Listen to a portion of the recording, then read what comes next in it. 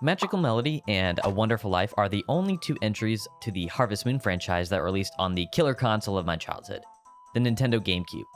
If you've seen any of my videos, I'm sure you can tell which one of these games I was more attached to. I don't know what it was about Magical Melody that made 10-year-old me say, nah, I'll keep replaying the first year of this game instead, thank you. Now, as a fully fledged adult in his late 20s, I decided to actually play Magical Melody and give it a fair shot. I mean, it's on the GameCube, it's designed and produced by the same guy, and it even got better reviews. It must be good, right? Well, I went off the deep end, and just decided to 100% the thing anyways. And let me tell you, the journey was grueling. But before we get into the meat and potatoes, I just want to say a couple things. First and foremost, yes, this video is an aggregation of my 100, 200, and 300 day videos in Magical Melody. So, if you've already seen all of them, you should still watch this one, because that would make me happy. And if you haven't seen those videos, you're in luck. This is the most bingeable form of content on my channel, and you can watch my entire journey without having to click away. And guess what? There won't be any mid-roll ads either. I keep all of my videos as viewer-friendly as possible, so all I'm going to ask you is to subscribe to the channel and enable notifications, as it's the best way to let me know that you're enjoying all the ad-free content. Also, if you want to be super cool and help me exploit the YouTube algorithm a little bit, you could comment below what your favorite emoji is and smash that like button. Alright, enough shameless self-promotion. I hope you enjoy my journey to 100%ing Harvest Moon Magical Melody.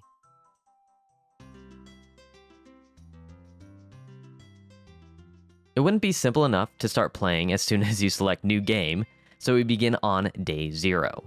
We arrive at Flowerbud Village and are greeted by the mayor, Theodore. He asks us our name, and of course, it's Jack, and then he gives us a free house at a location of our choosing. We select the riverside since it has the most fertile land.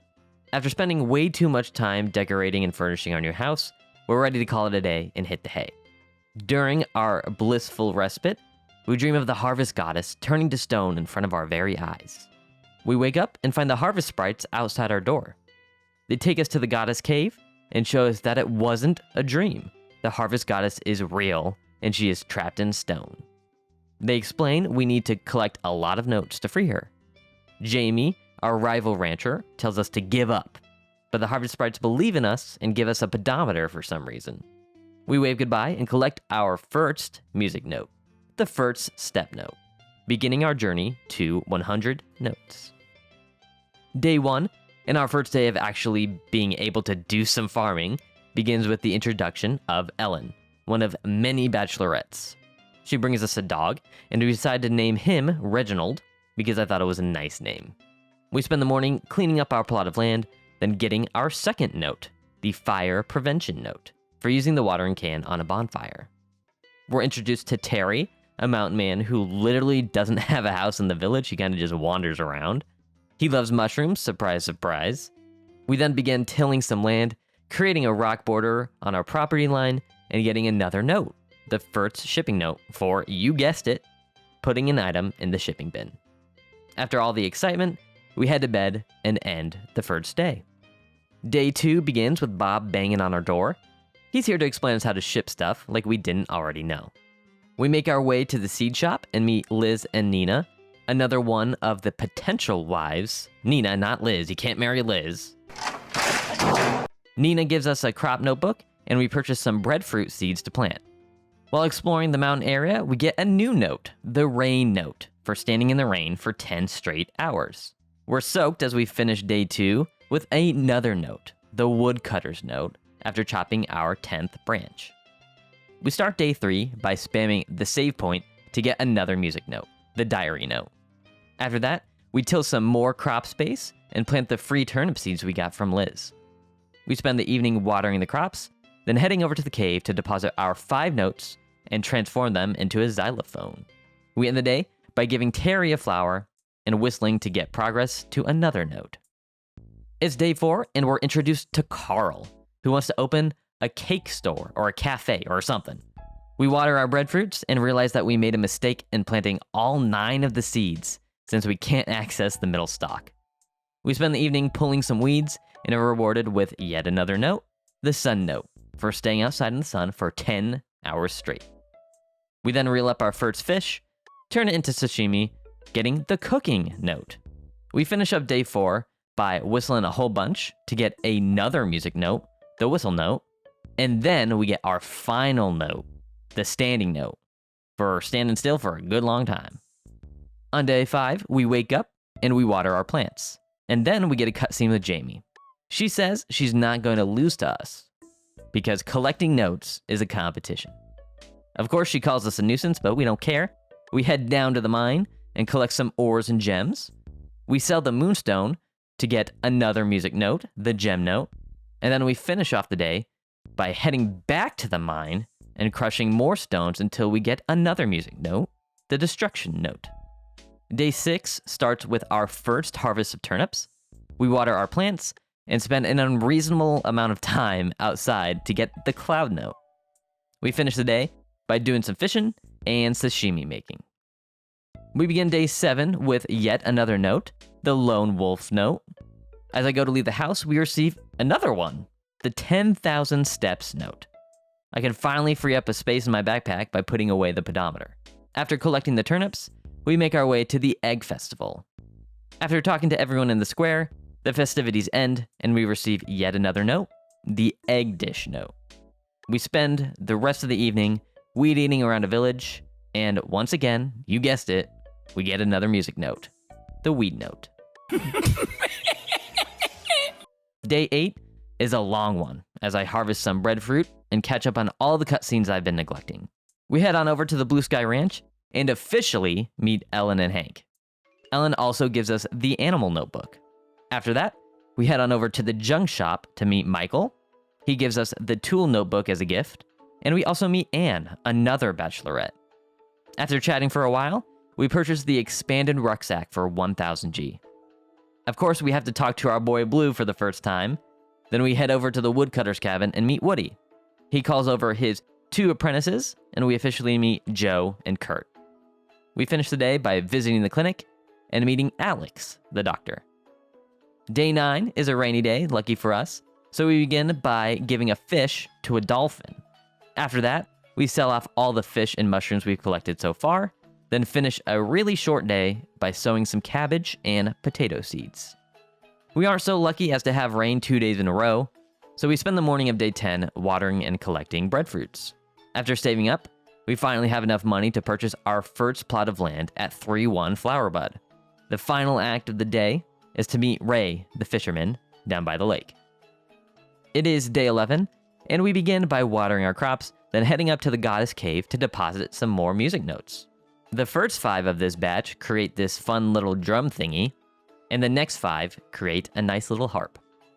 We finish the day by heading down to the pier and giving the dolphin another delicious fish. Say that 5 times fast. Delicious fish, delicious fish, delicious fish, delicious fish, delicious fish. I did it. There go me. Like always, the morning of day 12 is spent watering and picking crops, and we finally start giving out some gifts, starting with Ellen.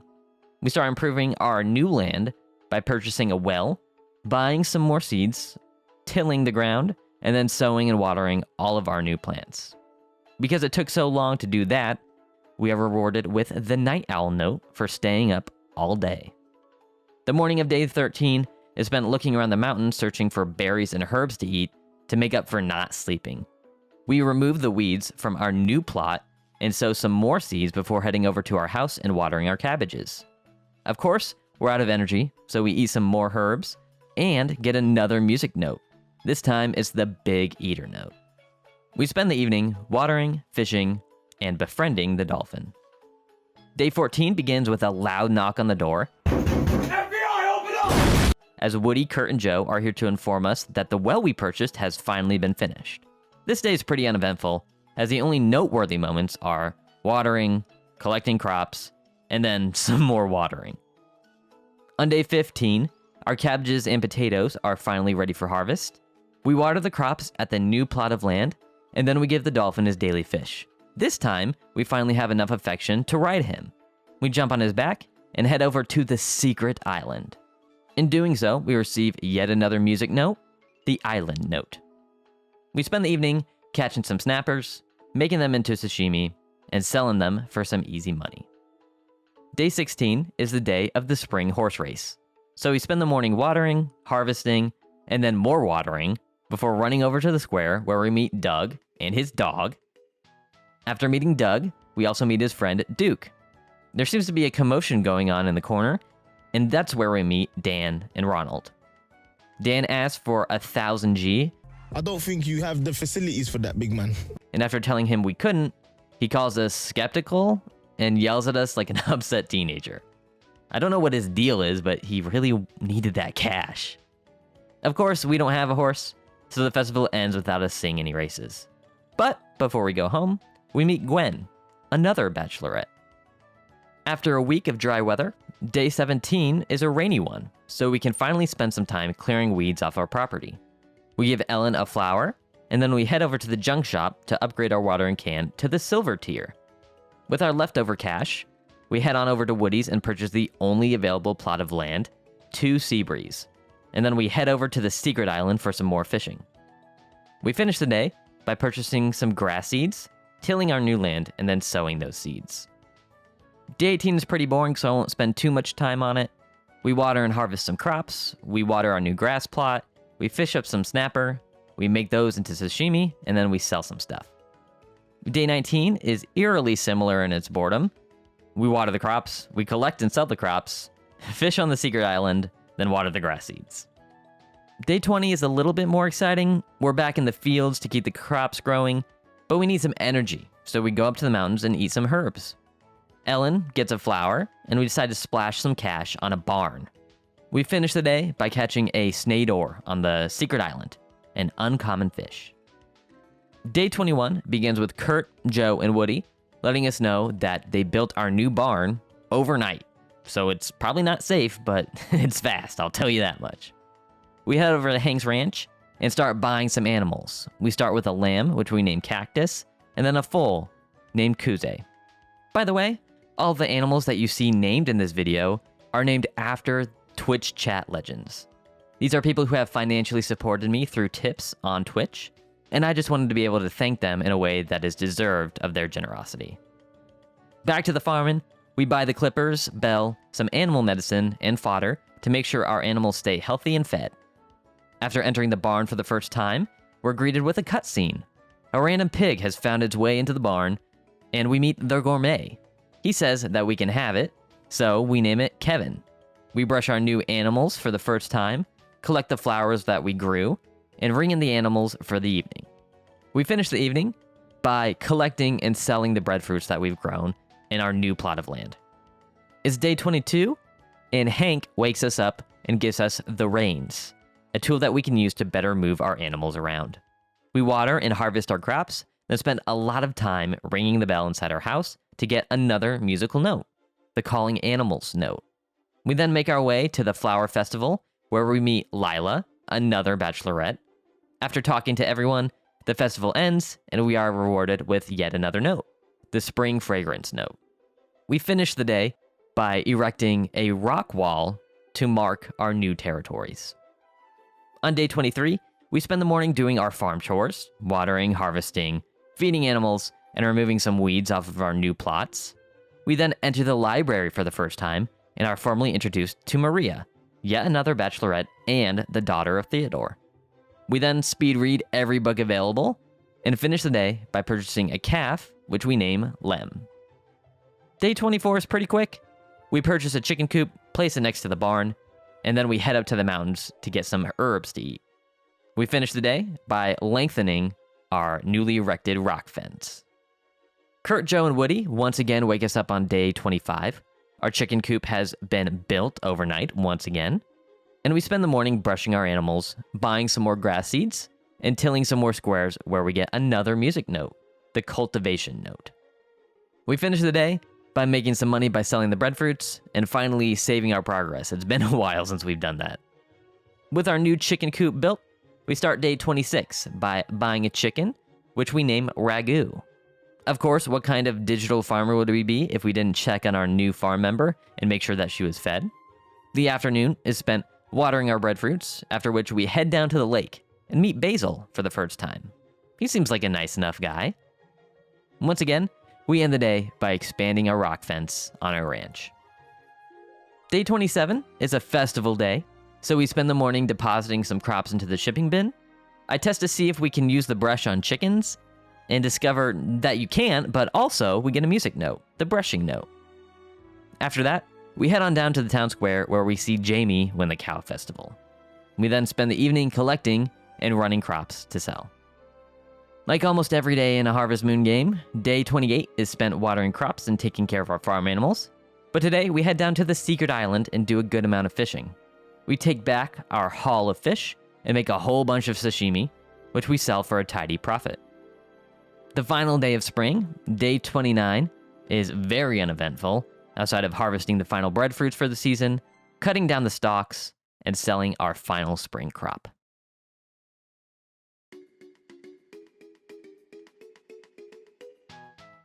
It's day 30, and we step outside on the first day of summer to a letter in our mailbox from Doug, letting us know that the Perch Inn is finally open. Of course, a new season means new seeds, so we buy a whole bunch of tomatoes, corn, onions, and cocoa seeds.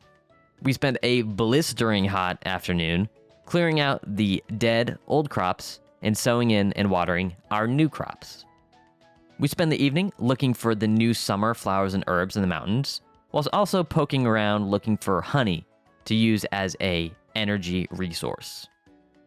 On day 31, we spend the morning doing our usual plant watering and making sure our farm animals have all the attention.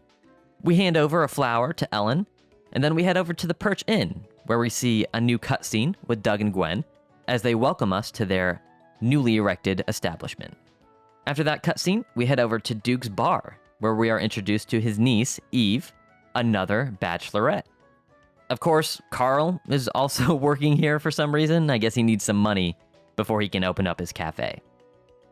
We start day 32 at the beach festival, where we are introduced to Nami. Sadly, she isn't a marriage candidate in this game, since she's the weather girl. We compete in the swimming competition, which I don't even remember playing the first time I ever played Magical Melody, but we beat Dan by just 1 second. It was crazy. We are rewarded with the first of 5 power berries, which will enhance our stamina by 20%. Not only that, we also receive another music note, the Blue Sea White Cloud note. I decided to clear up some stumps on the farm and didn't keep track of my stamina and ended up collapsing. We wake up dazed and confused in the clinic where Alex is there to greet us. The negligence of our health is rewarded with yet another note, the limitation note. Ellen wakes us up on day 33 with a gift of sashimi and a music note, the Apron Girl note. We spend the morning climbing a mountain in which we have to dodge, duck, dip, dive, and dodge some falling rocks. And after reaching the top, we get another music note, the Rock Climber note.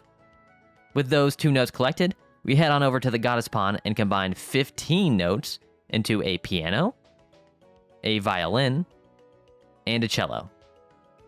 Now that we have a total of 30 notes donated, we are awarded with the second power berry. After doing some late night fishing, we fish up an imago and collect yet another note, the Master Angler note. We head on down to the ranch to cut some grass and get our 4th and final note of the day, the fodder note. Day 34 begins with a new friend, a baby chicken we named Modestru. After harvesting all of our onions, we head over to Liz's store and buy some more onions and tomatoes. Then we head over to the junk store and purchase a copper rod and a whole bunch of cooking equipment to get another musical note, the Super Chef note. We head on down to the town square to give Lila a pretty flower, and then get a cutscene at the hospital where we meet Martha, a very important character that we need to start befriending ASAP. We finish the day by doing our best lumberjack impression and chopping down some trees. Day 35 is a brief one, so let's not spend too much time on it. We spend our day watering the crops, taking care of our animals, chopping some wood, and drinking some soda, if you know what I mean. Once again, Ellen wakes us up on day 36 and says she wants to float a bamboo boat. I don't know what kind of euphemism that is, but of course we accept. In the morning, we till some more squares, we pet a duck, and then we give the dolphin a fish. As the sun sets, we meet up with Ellen in the village square and do a little bit of pollution, Unless bamboo is recyclable, but I honestly have no clue. It's day 37, and another short one, as we begin by purchasing some more corn seeds and planting them in our newly tilled crop squares. The last thing we did of note today was go down to the Moonlight Cave and do some tilling to get some good clay, in which we sell off camera. Because we sold that good clay, we receive a letter on day 38 from 𝗖𝗵𝗲𝗶 saying that he's just moved into the valley. Because it's a rainy day, we hit the mines again, looking for some gifts. We plant some tomatoes in the evening, and then head back down to the mines until bedtime. Day 39 is another rainy day, which means we can spend the morning harvesting some corn and turning it into some delicious popcorn. After dropping off an egg in the shipping bin, we are rewarded with yet another music note, the egg note. We head over to the junk store and start working on our friendship levels with Anne by giving her an ear of corn, which she loves, by the way. Then we finish the day in the mines looking for more gems before drinking some more soda at Duke's Bar. We stayed up way too late last night at Duke's Bar drinking soda with the boys, so day 40 begins in the mountains looking for some herbs to eat. We play a little game of whack-a-mole, then get a cutscene where we meet 𝗖𝗵𝗲𝗶. In the afternoon, we place an egg to be hatched, give Nami a tomato, then run around the mountains looking for more herbs. We spend the evening hanging out with Duke, Carl, and Blue once again at the bar, drinking soda. Day 41 begins with giving Ellen a cocoa plant, which she loves. 𝗄𝐲𝐰 is finally fully grown, so we take him on his first ride ever. I'm pretty sure riding the horse is the same speed as running, so we honestly don't take him for a ride all that often. We end the day by slamming a whole bunch of soda until we get a musical note, the high spirit note. Day 42 is pretty boring. We water our crops, we ride the horse, we give out some gifts, and then we finish the day by dumping a whole bunch of goods into the shipping bin. Speaking of boring, day 43 is a little bit of the same. Of course, we water the crops, we give some gifts to some people, but this time, we deliver a moonstone to the blue shipping bin in the town square for the Firefly Festival tomorrow. We spend the rest of the evening running around the mountains looking for food. Day 43, the day of the Firefly Festival, begins with us watering some corn. We find some oranges by the ocean and sell them for a tidy profit, and then check the mailbox where we learn that there are some new items for sale at the junk shop. Unfortunately, it's a festival day, so they're not open, so we just head on down to the beach to put some weird floating glowing flower thing into the ocean. Again, I really hope these are recyclable or we're doing a whole bunch of pollution, dude. We finish the day by getting another musical note, the Firefly flower note. On day 45, we have some restocking to do, so we buy some chicken feed from the Blue Sky Ranch, along with the milker, some more seeds at Liz's store, and then we get our first milk product now that Lem is fully grown. We spend the evening running around the mountain looking for food and herbs. Day 46 is your typical harvest moon cycle day. We water the crops, we check the mail, we brush some animals, and then we give out some gifts. We begin day 47 by welcoming a new member to the farm, a chicken which we name Luna. The rest of the day is spent doing more menial farm tasks, like watering some onions and giving some flowers to some bachelorettes. Anne almost busts our door down the morning of day 48 so that she can give us some clay? I guess that means she likes us? I mean, we're awarded another musical note, the explosive girl note, so I'm fine with it. After that, we make sure all of our crops are nice and wet, check on the chickens, and finish the day by fishing up a char as we make our way to completing the fishing list. Ellen must have been a little bit jealous seeing Anne outside of her house so early yesterday, so she gives us a delicious apple pie to start day 49. After that, we go check on Luna and the other chickens, water our tomatoes and harvest our onions, and then head over to the secret island and fish up a whole ass tuna.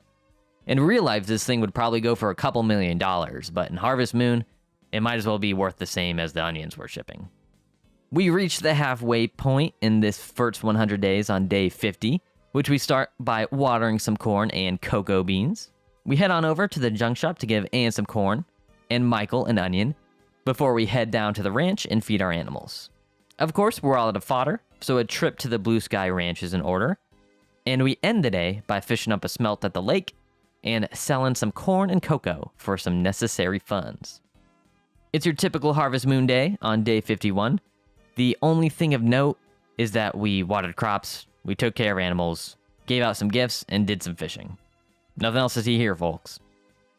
Day 52, on the other hand, is much more exciting as we begin the day with a music note, the bow wow note, for getting Reginald up to 3 hearts of affection. We then go back to watering our crops, giving out gifts, and doing some fishing. But today, we caught a sorry and a lamp squid to add to the collection. The 24th of summer and day 53 is the firework festival. We spend the morning doing some farm chores like tending to the plants and checking on the chickens before doing some spelunking. We made it all the way to floor 100, but because Tim isn't unlocked as a villager just yet, we come up empty-handed. As the sun sets, we head over to the beach where we are introduced to Lewis. We stand next to Ellen and spend a whole bunch of time looking at all the pretty fireworks. Our patience is rewarded with yet another music note, the fireworks note. We wake up on day 54 to a letter saying that we have a new villager named Ty moving into the valley. Before meeting him, we have some chores to do, like watering and harvesting some tomatoes and giving said tomatoes to Nami. We drop some milk off in the shipping bin and are greeted with another music note, the milking note, for selling 10 jugs of milk. After that, we head on over to meet Ty, who appears to be a blacksmith of some sort, and we also meet Tim, his nephew, or son, or something. I'm not really sure what their relationship is, but it would have been really nice if he was here a couple days earlier. We finish the day off with yet another cutscene, as Lila has finally moved into the valley and set up her own shop. With all those exciting additions to the valley out of the way, day 55 is about getting back to basics. I'm talking watering, I'm talking ranching, gift giving, making money, and running around the mountains looking for food, because guess what? We're running out of stamina still. It's a rainy day on day 56, so we spend the morning harvesting some corn and raising affection levels of our chickens. For those of you who might want to play this game after watching this video, Anne loves corn, so make sure to stock up a bunch and give her some every day. After that, we take a ride on the back of our friend the dolphin to go fishing on the secret island, and we catch a whole bunch of tuna and other fish and cook them up for gifts and money. We got 2 rainy days in a row, y'all. Day 57 is shaping up to be a lucky one. We harvest some more crops, feed our large animals, and then we head straight over to the secret island to do some fishing. It looks like we did have a nice lucky day as we finally catch some kingfish. We catch the squid prince, which you can only catch on the island, and we also caught the hutchin over at the lake. Both of these fish sell for about 1,000 G each, so that's some good money, and we crossed some fish off the list. Day 58 is the day of the sheep festival, so we get our chores out of the way early by watering some crops and feeding the chickens. Our tomatoes are finally ready for harvest, so we get all those put away before heading over to the town square and entering Cactus into the sheep judging competition. Of course, we lose to Jamie, but there's always next year. And all that excitement is cut short on day 59. It's the final day of summer, and it's spent feeding our animals, giving Blue some popcorn, shearing cactus for the first time, and finally, harvesting and selling our final batch of summer crops.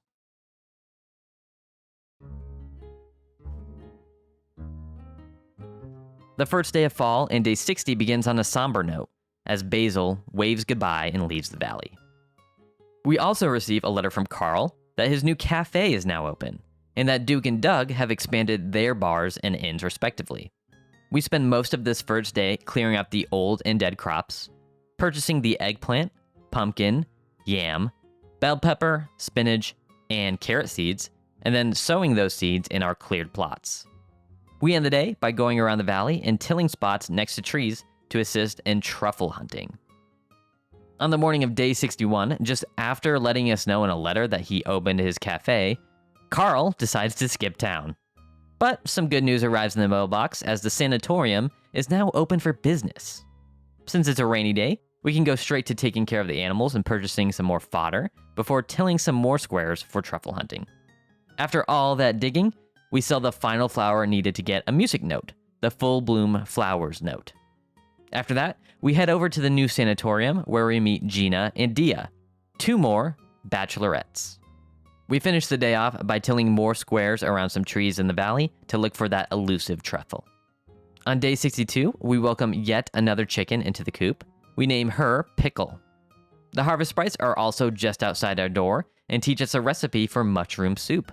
Our first day without rain in the fall means we finally need to start watering our eggplants and bell peppers by hand.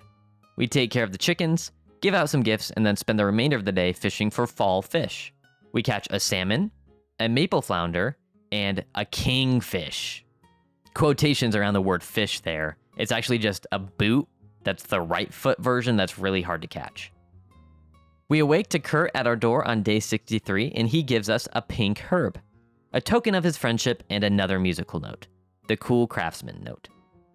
The remainder of the day is spent taking care of the animals and fishing on the island searching for that elusive shrimp. I guess Anne didn't like seeing Kurt at our door so early in the morning, so on day 64 she gives us some vegetable dish that we're probably going to give right back to her. We then water our flowering eggplants, collect some eggs from the chickens, do some mountain foraging, then finish the day with some late night fishing. It's day 65, and we unearth our first truffle. We go straight to drop it off in the shipping bin and get a music note, the oink oink note. We feed our animals, water the sweet potatoes and eggplants, then take some of our harvest eggplants and start working on our affection levels with Maria since she loves eggplants so much. We then read all the books in the library and get yet another music note, the book note. In the evening, we finish the day by harvesting and selling all of the remaining eggplants for a nice profit. After a couple of exciting days, we're back into the loop on day 66, starting with feeding chickens, cooking some eggs up, watering crops, and giving girls some flowers. Day 67 continues that loop as we continue raising affection levels of our animals. We keep our plants moist, we harvest the eggplants, and then we give them to some villagers. We spend the evening clearing out some weeds since it's gotten so ugly on the farm. After toiling in the harvest moon cycle, Ellen knocks us out of it as she invites us to the full moon viewing on day 68. Of course, we say yes and start knocking off our farm chores like watering, ranching, harvesting, and foraging. And then we meet Ellen once again in the town square and teleport to the moon view location where we get a nice shot of us and Ellen looking at the moon. Our evening is capped off with a music note, the moon viewing note. On day 69, nice. We wake up to another music note. This time it's the very rich note. We've got 100,000 G in our bank account, but the grind doesn't stop, and we got animals to take care of.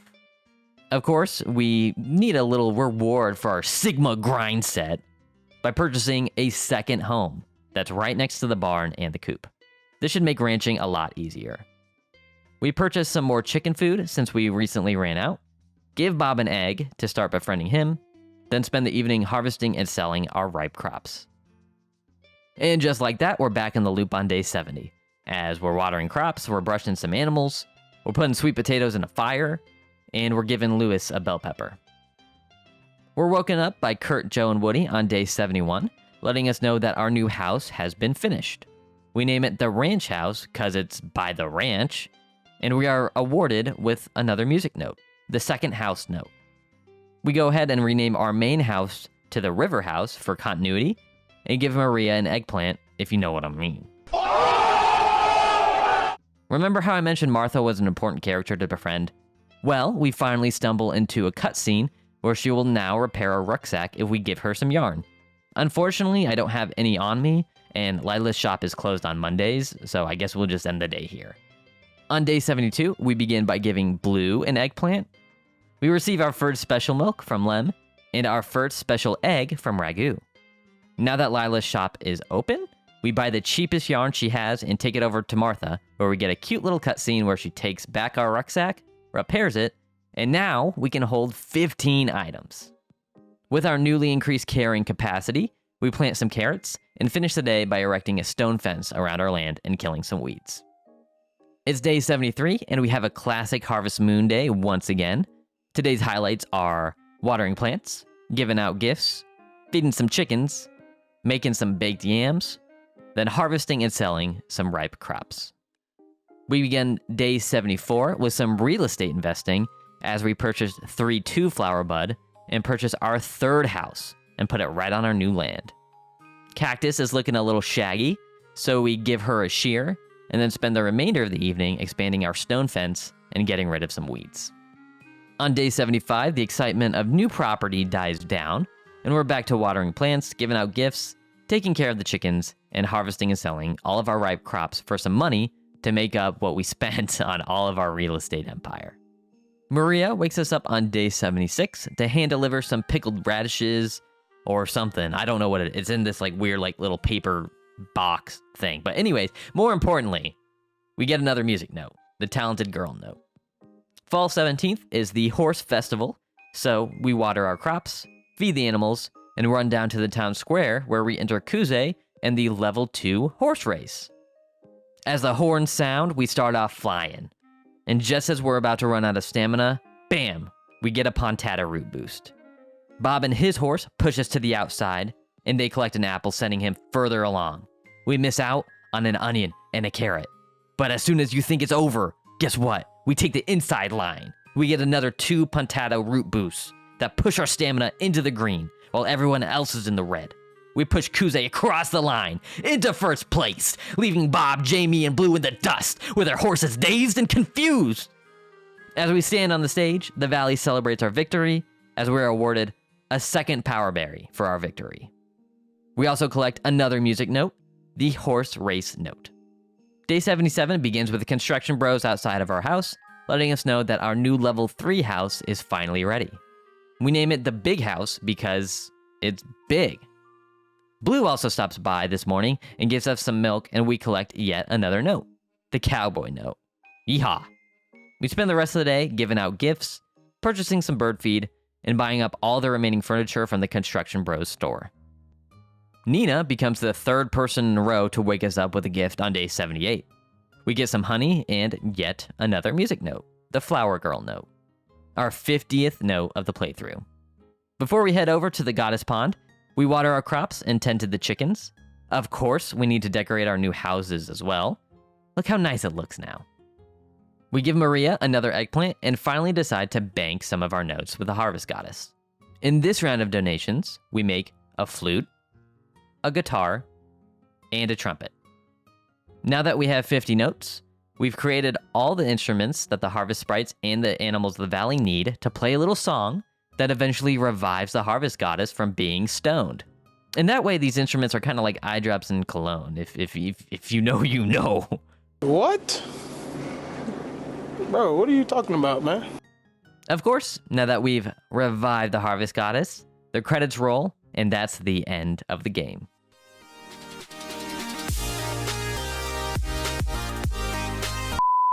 I'm joking. The video's not over. The game's not over. There's still plenty of content. There's still plenty of game to play. And Jamie, make sure to let us know that as we end day 78. Of course, a monumental day must be followed by a boring day. So day 79 is just that. We water the crops, we give some girls some gifts, we take care of some animals, and then we harvest and sell some ripe eggplants. Gina almost breaks the door down on day 80 to give us a glass of milk, and another music note, the girl with glasses note. Also, Blue sent us a letter to let us know that winter is coming. So we follow his advice and plant some pumpkins, check on the animals, give out some gifts, expand our rock wall on the ranch, then get some weeds off the property. It's day 81 and we got another girl at our front door bringing us breakfast. This time it's Gwen, and she's got another note for us, the ponytail note. We water some crops and give our animals a nice brushing before giving out some gifts. We head over to the Goddess Pond and get a free stamina boost and finish the day by harvesting and selling some eggplants and bell peppers. We begin day 82 by giving Ellen a gift and pushing her to 10 hearts. She is the first villager that we have reached max affection with. We continue the day by watering the crops, purchasing some more carrot seeds, then planting those seeds. We finish the day by purchasing 3 flower bud to consolidate this row near the Blue Sky Ranch and getting rid of a lot of weeds on the property. Before bed, we get a letter from Woody, rubbing in that we spent a lot of money on buying stuff from him. The Harvest Festival begins on day 83 as we water our bell peppers and eggplants.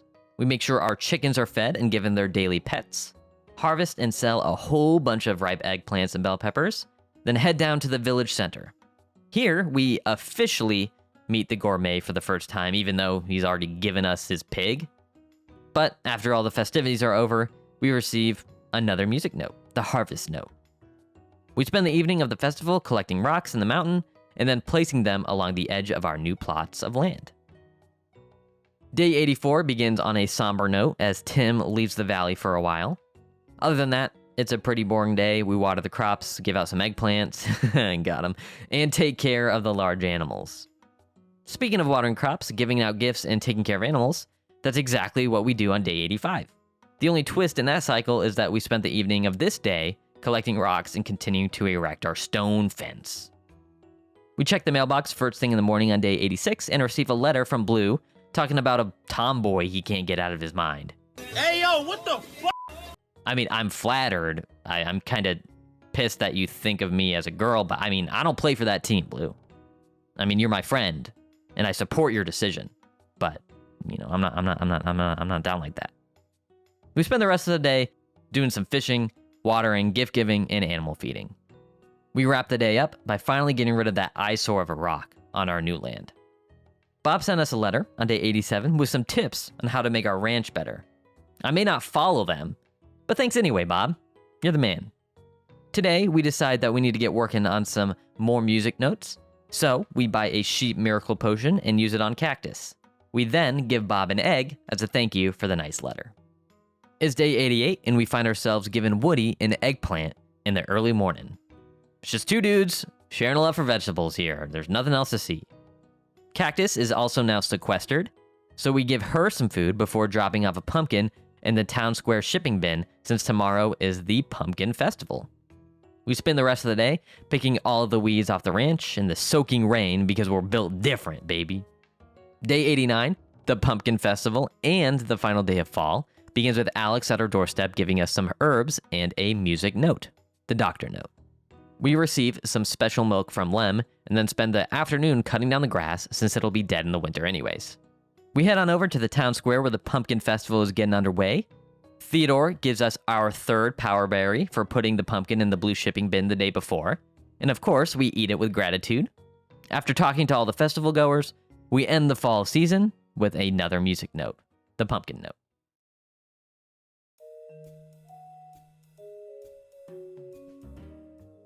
The first day of winter, day 90, begins with Bob giving us an egg, a smile, and a really manly music note, the male note.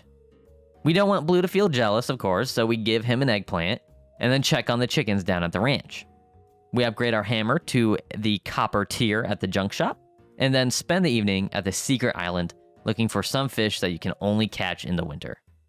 Maria has yet another gift of pickled radish, or whatever she puts in this weird square box, on day 91, and most of the morning is spent cleaning up the dead plants from the fall. After all that hard work, we head over to Lila's and give her a gift before giving Lem a good brushing. We finish day 91 by fishing in the ocean. After way too much time and effort, we finally catch the flounder that we've been looking for. Gina stops by on day 92 to give us some breakfast, and we're gonna need it because today is super exciting. We take care of the chickens, we give Theodore a baked yam, and spend the whole evening fishing on the secret island trying to get a shrimp. See? Super exciting. In all seriousness, day 93 is pretty sweet. We start by feeding the chickens, brushing some animals, giving some gifts, stocking up on chicken feed, but after a good long tussle with a fish on the secret island, we're rewarded with that ever elusive shrimp. If you've played Magical Melody, you know how hard it is to get the shrimp. We spend the rest of the snowy evening in the valley looking for rocks and increasing our stone border on the ranch. As we're collecting more rocks for round 2, we are surprised with another music note, the snow note. It's day 94 and look who's back in town. It's Tim. With Tim back, we make the decision to go back into the mines. But first, we have to finish the stone wall around the ranch and milk the cow. We make our way to the lake cave for the first time and start falling down the holes. We reach level 69. Nice, second one of the video. But more importantly, we finally get to level 100 and get another music note, the underground lake note. While we're here, we have quite the battle with another fish, the JAMA squid. This was the final fish we needed to catch them all, and we're rewarded in the completion of our quest with another note, the Expert Angler note.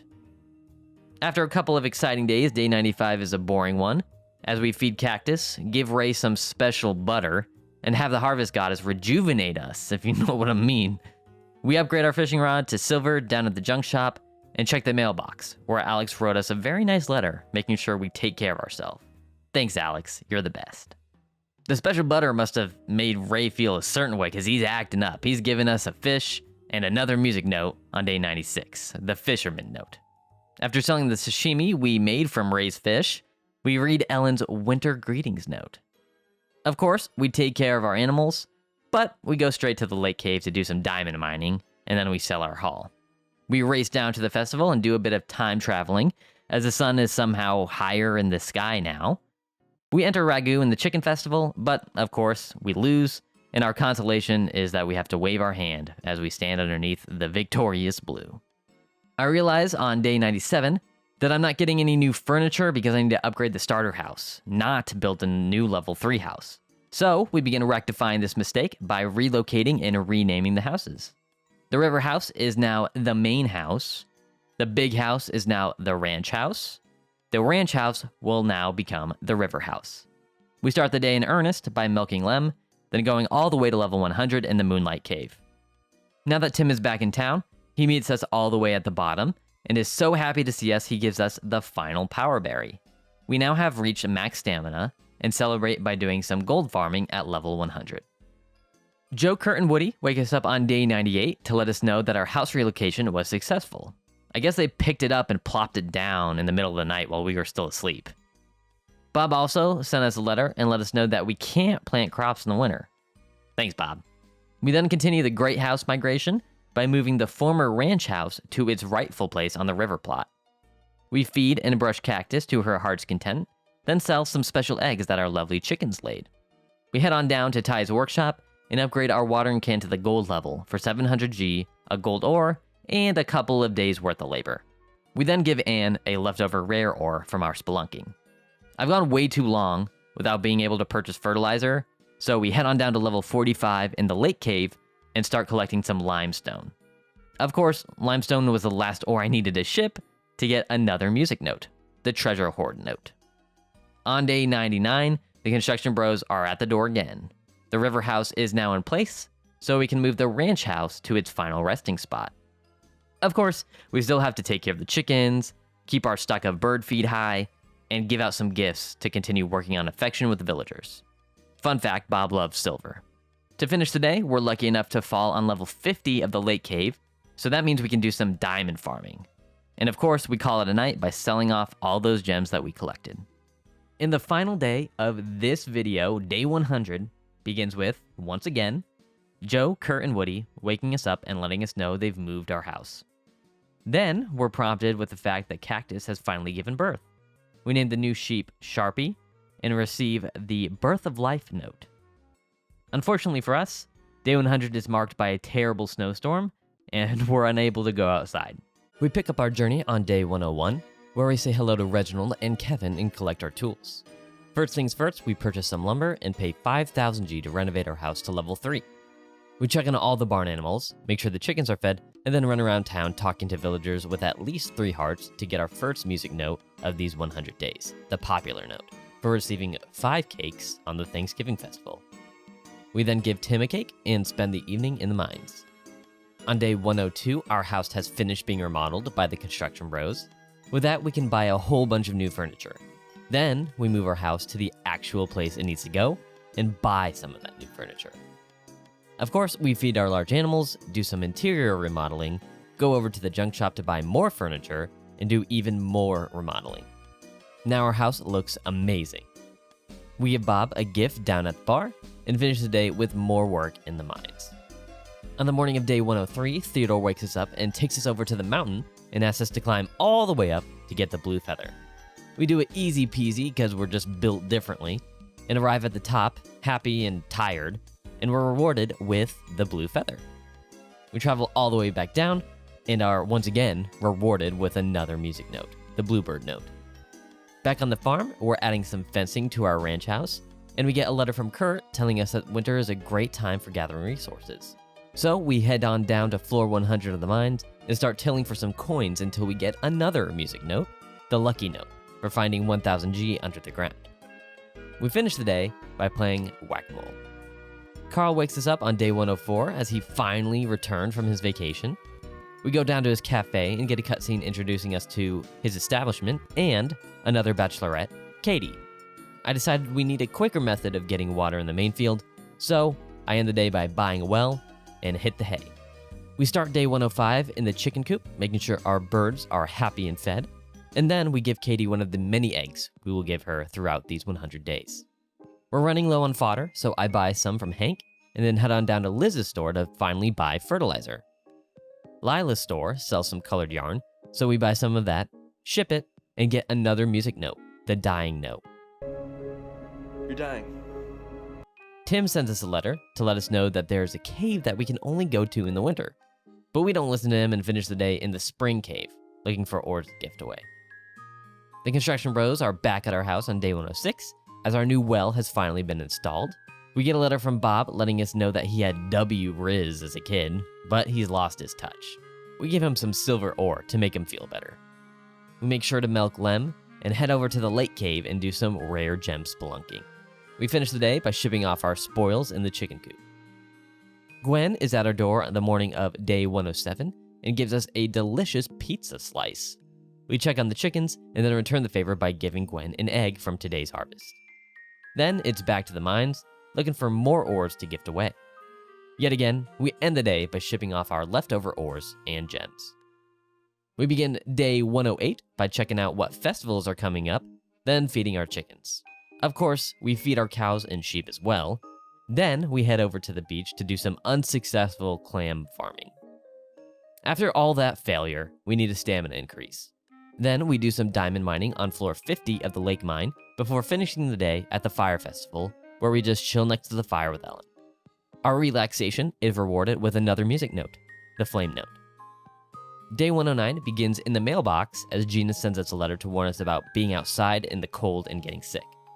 Martha also sends us a letter mentioning the same exact thing.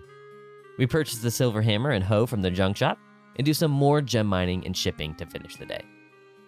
Day 110 begins in the barn as we feed our large animals. I've been neglecting Blue, so he gets an egg and Bob gets his silver ore. There isn't much to do in the winter, so I go back down to the mines and goof off with the paralysis gas before shipping off the spoils of our spelunking. Eve is at our door the morning of day 111 to give us some juice. We ship some eggs, give Dia some coral, and head back down to floor 50 of the lake mine to do some diamond farming. We end the day by shipping off our haul of diamonds to the highest bidder. Dia wakes us up the morning of day 112 with a gift of blueberries and a music note, the princess note. We give Lem a nice brush and milking and teach him Mole a few things before giving Lewis a rare ore, which he loves. We cuddle a monkey and then go searching for ores in the cave, which we organize in our brand new large storage thingy. On day 113, Ellen is at our house and asks us to join her in stargazing this evening.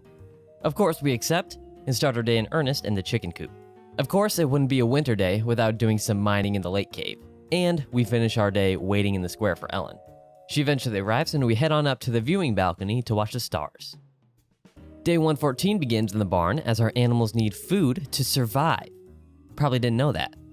Speaking of food, our animals are running out, so we go purchase more at the Blue Sky Ranch. I then fail a couple times at whacking a mole before finally getting it right. Then we finish the day in the mines. We're back in the barn on day 115 getting some shiny wool from our friend Cactus, which I definitely should have turned into yarn. We give Anne a rare ore since that's one of her favorite gifts, and we spent some time in the mines before ending our day by cuddling a weasel outside the frozen lake.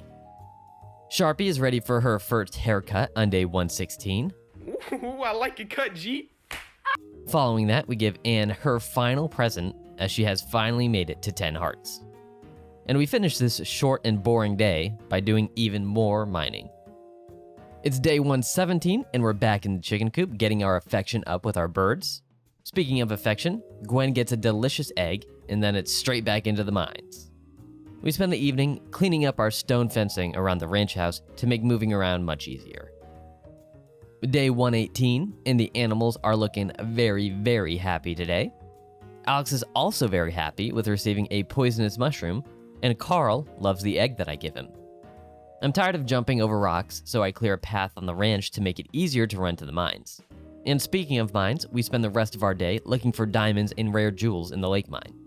Of course, we gotta ship those off to make some easy cash. Day 119 and the final day of the year begins with taking care of Reginald and Kevin. The harvest sprites knock on our door and ask us who the lucky lady we're taking for the first sunrise of the year is, and we select Gwen, cause, why not?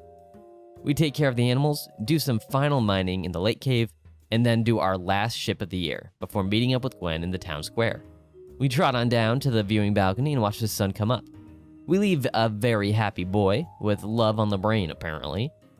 When we get home, we're rewarded with our final note of the year, the New Year's sunrise note.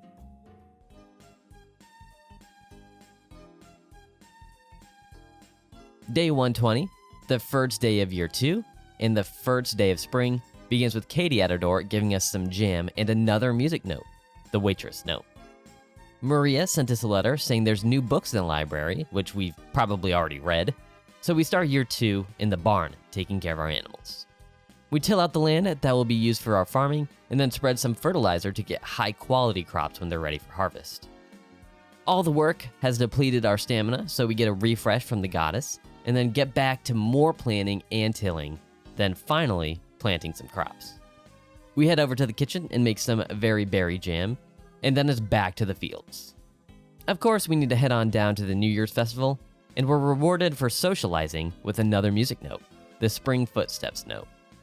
The evening is spent fixing up the crop squares with a rock and spreading even more fertilizer. We start day 121 with a surprise, as the town rabbit has finally become friends with us. We also get another music note, the wild note. We water our crops for the first time this video. You're gonna be seeing a lot of that. And then head down to the coop to collect the eggs and take care of the chickens. Now that we won't be mining as much, we head over to Ty's workshop and upgrade our hammer to gold, give Gwen that jam that we made last night, and then head on down to Liz's store to pick up some spring seeds. We sow and water all these new crops and then decide that we need some fruit in our diet, so we purchase some fruit tree seeds from Liz. We clear all the tiled land at the river plot and then plant our orange tree seed, and we are rewarded with another music note, the forest note. Ronald is at our door the morning of day 122 since he knows that we planted some fruit seeds the other day. Nina wrote us a very nice letter telling us that she's waiting for us, and Ty sent us a letter telling us he can now create accessories. In the interest of symmetry, I decide to purchase another well, and then plot out some squares on the riverland. We give Carl some delicious special milk, which he loves, then sow some seeds in the newly tilled river squares. We finish the day by planting the apple tree and grape tree before making some very berry jam in the kitchen. Day 123 begins in the coop as we collect a special egg and do some weeding around the ranch farm. I learned Carl loves eggs, so I give him that special milk for nothing. We finish the day by doing some moonstone hunting in an effort to get Basil back in town and upgrade the junk shop. It's day 124 and the construction bros finished our new well. We water all our crops, check on our large animals, and decide that we need more room. So we purchase the big barn upgrade. We make some more jam, gives it to Gwen, and then finish the day doing more moonstone hunting. It seems like the construction bros worked through the wee hours of the morning on day 125 to finish our barn upgrade.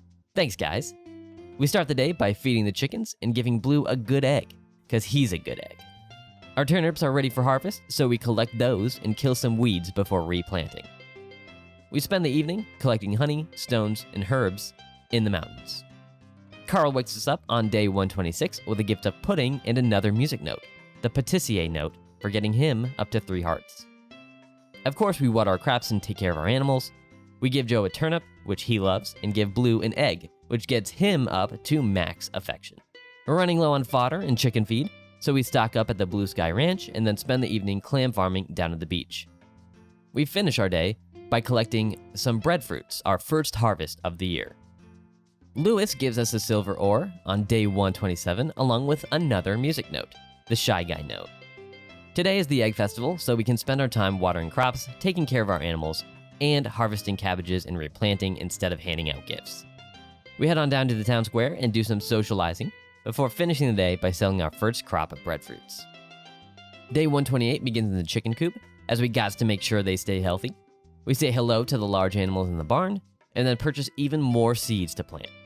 Our potatoes and turnips are ready for harvest, so we spend the evening plucking those starchy boys from the ground and replanting. We got some letters on day 129. Alex appears to have some love sickness, and the Blue Sky Ranch is just doing some advertising. We give Cactus a nice little shear and discover a cute little frog in the town square. Gwen gets a cabbage, and we get a nice stamina boost. We finish the day by doing some more moonstone farming in the mines, then selling off our extra crops for some good money. We have back-to-back days of rain on day 130, so we can spend the time we would spend watering in the barn getting some milk from Lem and wool from Sharpie.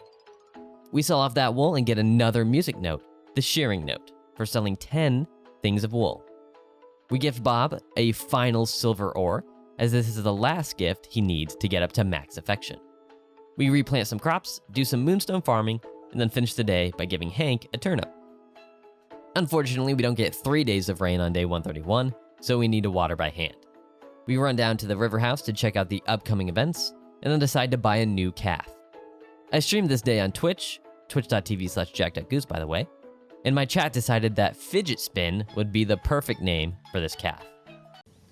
Perfect. Everything, down to the last minute details. We also decided to get a new lamb, and once again, Twitch chat had an amazing suggestion. Lego, left parentheses, all cap, right parentheses. We give Eve a delicious mushroom and then decide to expand our real estate empire by purchasing 1 Sea Breeze, Flower Bud Point, 3 Mountain Echo Forest, 2 Mountain Echo Forest, and 3 Flower Bud, all to get 1 music note, the owner of Mother Earth note. We finish the day by collecting and selling a whole bunch of breadfruits to make up for spending 34,000 G today. We're back in the fields doing some watering on day 132.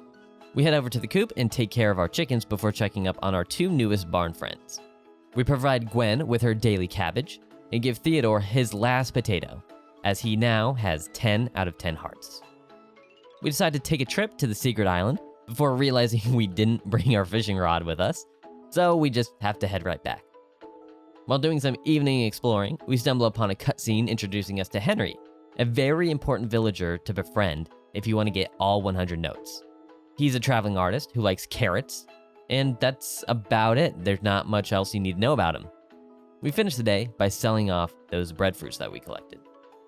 Katie's once again waking us up on day 133 with a gift of cake, which we give right back to her. We give Tim a bronze ore and Alex a poisonous mushroom before heading over to the goddess pond to get a re-up on our stamina. We gift Gwen some very berry jam, head on down to the mines, then finish the day by collecting some cabbages. Cabbages? What kind of slum do you think this is? The morning of day 134 is spent running around the mountains looking for herbs and food to wake us up since we stayed up so late yesterday. We take care of our chickens, give out some gifts, order some more chicken feed, and then sell off some cabbages as we finally get to 50. This means that we can buy some strawberry seeds from Liz's store tomorrow. Lila is at our door the morning of day 135 to give us some wool and another note, the heartfelt note. We give Fidget Spin and Lego left parentheses all cap right parentheses a brush before purchasing our first packs of strawberry seeds. Strawberry seeds are super expensive and they're only available after selling 50 cabbages. They are one of the best items in the game for gift giving, as almost half the villagers in this town love them. Of course, we get those planted before ending the day by collecting even more breadfruits. It's day 136, and we've got even more cabbages ready for harvest. We give Cactus a trim and use the yarn maker for the first time. And then we head on down to the town square for the Spring Horse Festival. We enter 𝐄𝐲𝐰 in the hardest race since he has 10 out of 10 hearts. We get a good start and move into the lead ahead of Bob. We get a quick onion boost, and just as 𝐄𝐲𝐰 is about to run out of steam, we get 2 Pontata root boosts in a row. Unfortunately for us, Bob's horse picked up some carrot speed boosts and takes the checkered flag just before us. We drown our sorrows down by the beach by doing some clam farming. And we finish off the day by selling one of the clams we found, which finishes off the food shipped items list. We begin day 137 by checking out the calendar for future festivals before heading over to the ranch to feed the chickens and barn animals. We start working on affection with Duke by giving him a potato, and then finish this very short day by shipping off some breadfruits. We get a letter from Carl on day 138, letting us know that his sad cakes are bittersweet. We water our strawberries and brush all our animals, before giving Katie a delicious breadfruit from our reserves. We then hit the mines to do a couple of paralysis spins. These are just so much fun. On day 139, we decide to liven up the ranch a little bit by purchasing a windmill. We then drop some cash on a whole bunch of new furniture from Woody's shop and the junk shop, then finish another short day by shipping off even more breadfruits. Joe wakes us up on day 140 with a gift of pocket fish and a music note, the social craftsman note. Dia sent us a letter encouraging us to work hard towards our goal, which, we're all about that grind set, baby. Also, Joe sent us a letter inviting us out to go fishing together and catch the big one, whatever that means. We spend the morning feeding our chickens and giving Gwen a cabbage.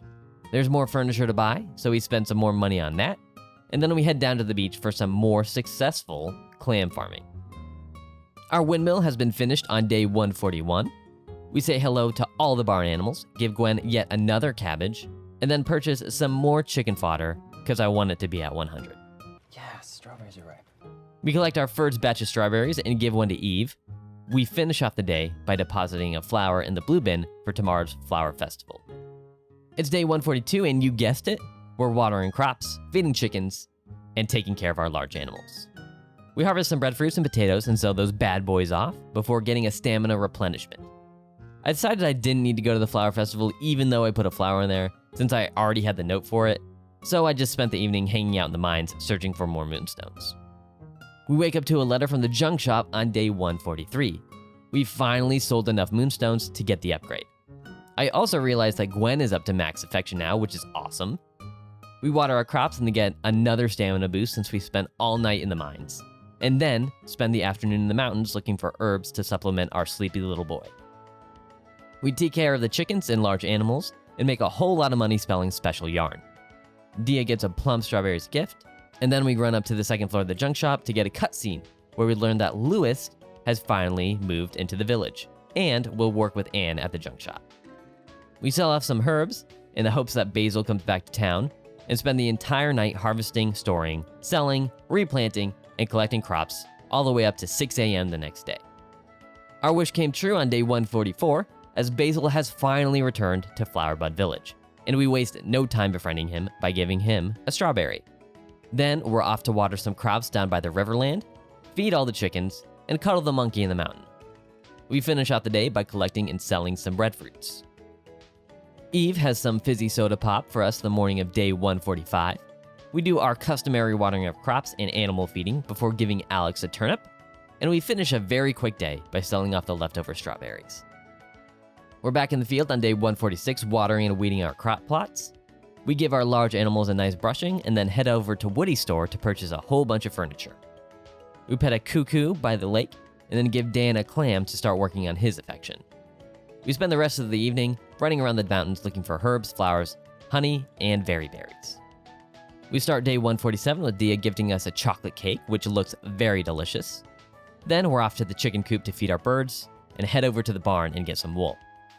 Our strawberries need harvesting, so we get our hands dirty. Then it's off to the town square to the cow festival. We enter Lem for judging, and surprise, surprise, we're the winner, baby. Not only do we get a, quote, year's supply, end quote, of fodder, but we also get a music note, the moo note. My Twitch chat informed me that we can have 5 chickens, so I put another egg in the incubator on day 148. We said hello to all the barn animals and then went and bought everything from Woody's furniture store. I was convinced that it was time to finally impregnate Lem, so we purchased a cow miracle potion. Of course, we had to give Martha some yarn before giving Lem the miracle potion we bought to finish the day. Day 149 and the final day of spring begins with some weeding on the ranch before collecting our last crop of breadfruits for the season. We spend the evening collecting and selling off all the remaining strawberries and giving Jamie one of them because, why not?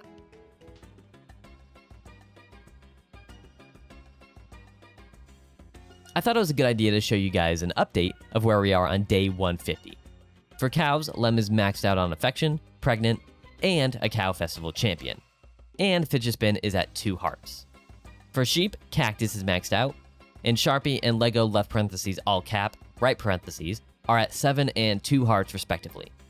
In the chicken coop, of course, Ragu and Modestru are maxed out, while Luna and Pickle are so close to 10 out of 10 hearts as well.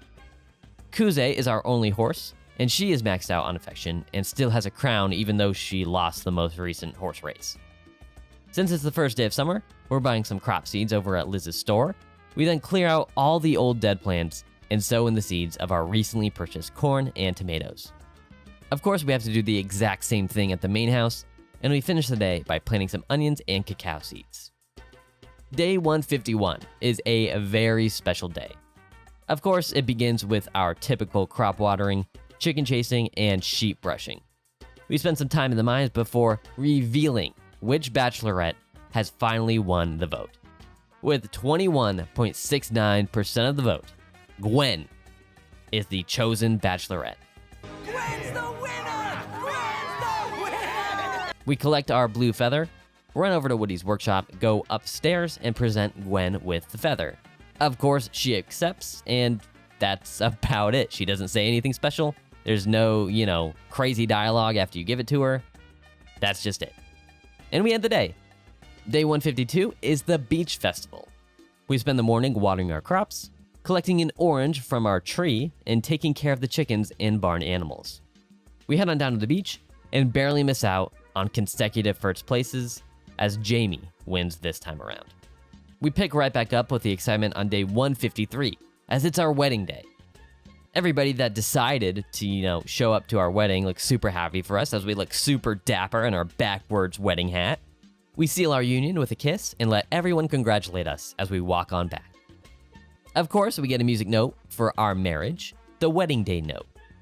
Gwen then asks us what she should call us, and we select our first name because that's what I'm comfortable with. And then she says that's suddenly embarrassing, even though she's been calling us that since we met her. We say hello to the barn animals and then give Lila a flower. Our onions are ready for harvest, so we spend the afternoon collecting all of those and then selling off the extras that we can't store in our fridge. We deviate from the excitement on day 154 with more crop watering and chicken cuddling, before we head on down to the kitchen to dye some yarn.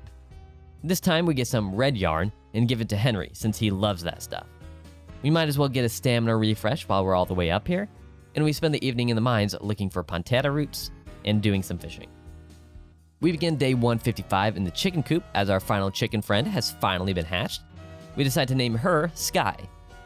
Ronald has sent us a letter this morning saying that the Paradise Orchard has finally been built, so we head on over there and see that Dan has taken up a job. I try to put another egg in the incubator to no avail, and then we give Lila another flower. We spend the afternoon trying to fish for some trash to get yet another music note, the rubber boots note. Since we're cohabitating now, we decide to buy the baby toys, if you know what I mean. We haven't whacked a mole in a while, so we go ahead and finish the day by doing that after missing more times than I'm proud to admit. Looks like Gwen got locked out of the house on day 156 as she's at our door and asked to meet up for the festival today. She could have just told us, when we got out of bed, but of course we say yes and get on to our farming tasks like, watering. We then head on down to the beach and farm for clams before going Super Saiyan on some rocks in the mountain. That evening, we meet up with Gwen down at the square and put some biodegradable bamboo down the river. Shout out to all the commenters in the last video for letting me know that bamboo is biodegradable. Gina sent us a letter on day 157, giving us some tips on how to stay healthy in the summer heat. A rainy day means no watering for us, so we feed the chickens and the large animals before reordering some onion seeds and planting them in the big house fields. Of course, we need to make some more yarn and give Ronald some gifts, and then is back up to the mountains to do some more rock crushing. There's no rain on day 158, so we're back to watering crops by hand. And then when we finish that, it's off to feeding the cows and the sheep. Dan gets a clam and Henry gets some colored yarn, and we finish the day by collecting a whole bunch of tomatoes. On day 159, Anne is still sending us letters, even though she was at our wedding. Nevertheless, we have crops to water, tomatoes to give to Nami, and a special yarn to give to Henry. There's a mole in need of some whacking, and money that needs to be made, as we sell off a whole bunch of corn to end the day. Day 160 in this game doesn't have water sprinklers, so we get a workout just watering crops. We say hello to all of our animals, then make some baked corn in the mountains and give it to Henry since I know he loves this stuff. The goddess gives us some stamina, and we use it to commit a crime against nature as we attempt to smack a mole. I give a raccoon a hug and a cuddle, and then end the evening by selling off a bunch of onions. It's day 161 and Reginald and Kevin get a pet as we check the calendar. This last pet got Reginald up to 10 hearts, so that's great for us, but not too great for him as I don't think he'll get too many pets now. We make the corn and tomato plants nice and moist with our watering can, then pet the duck.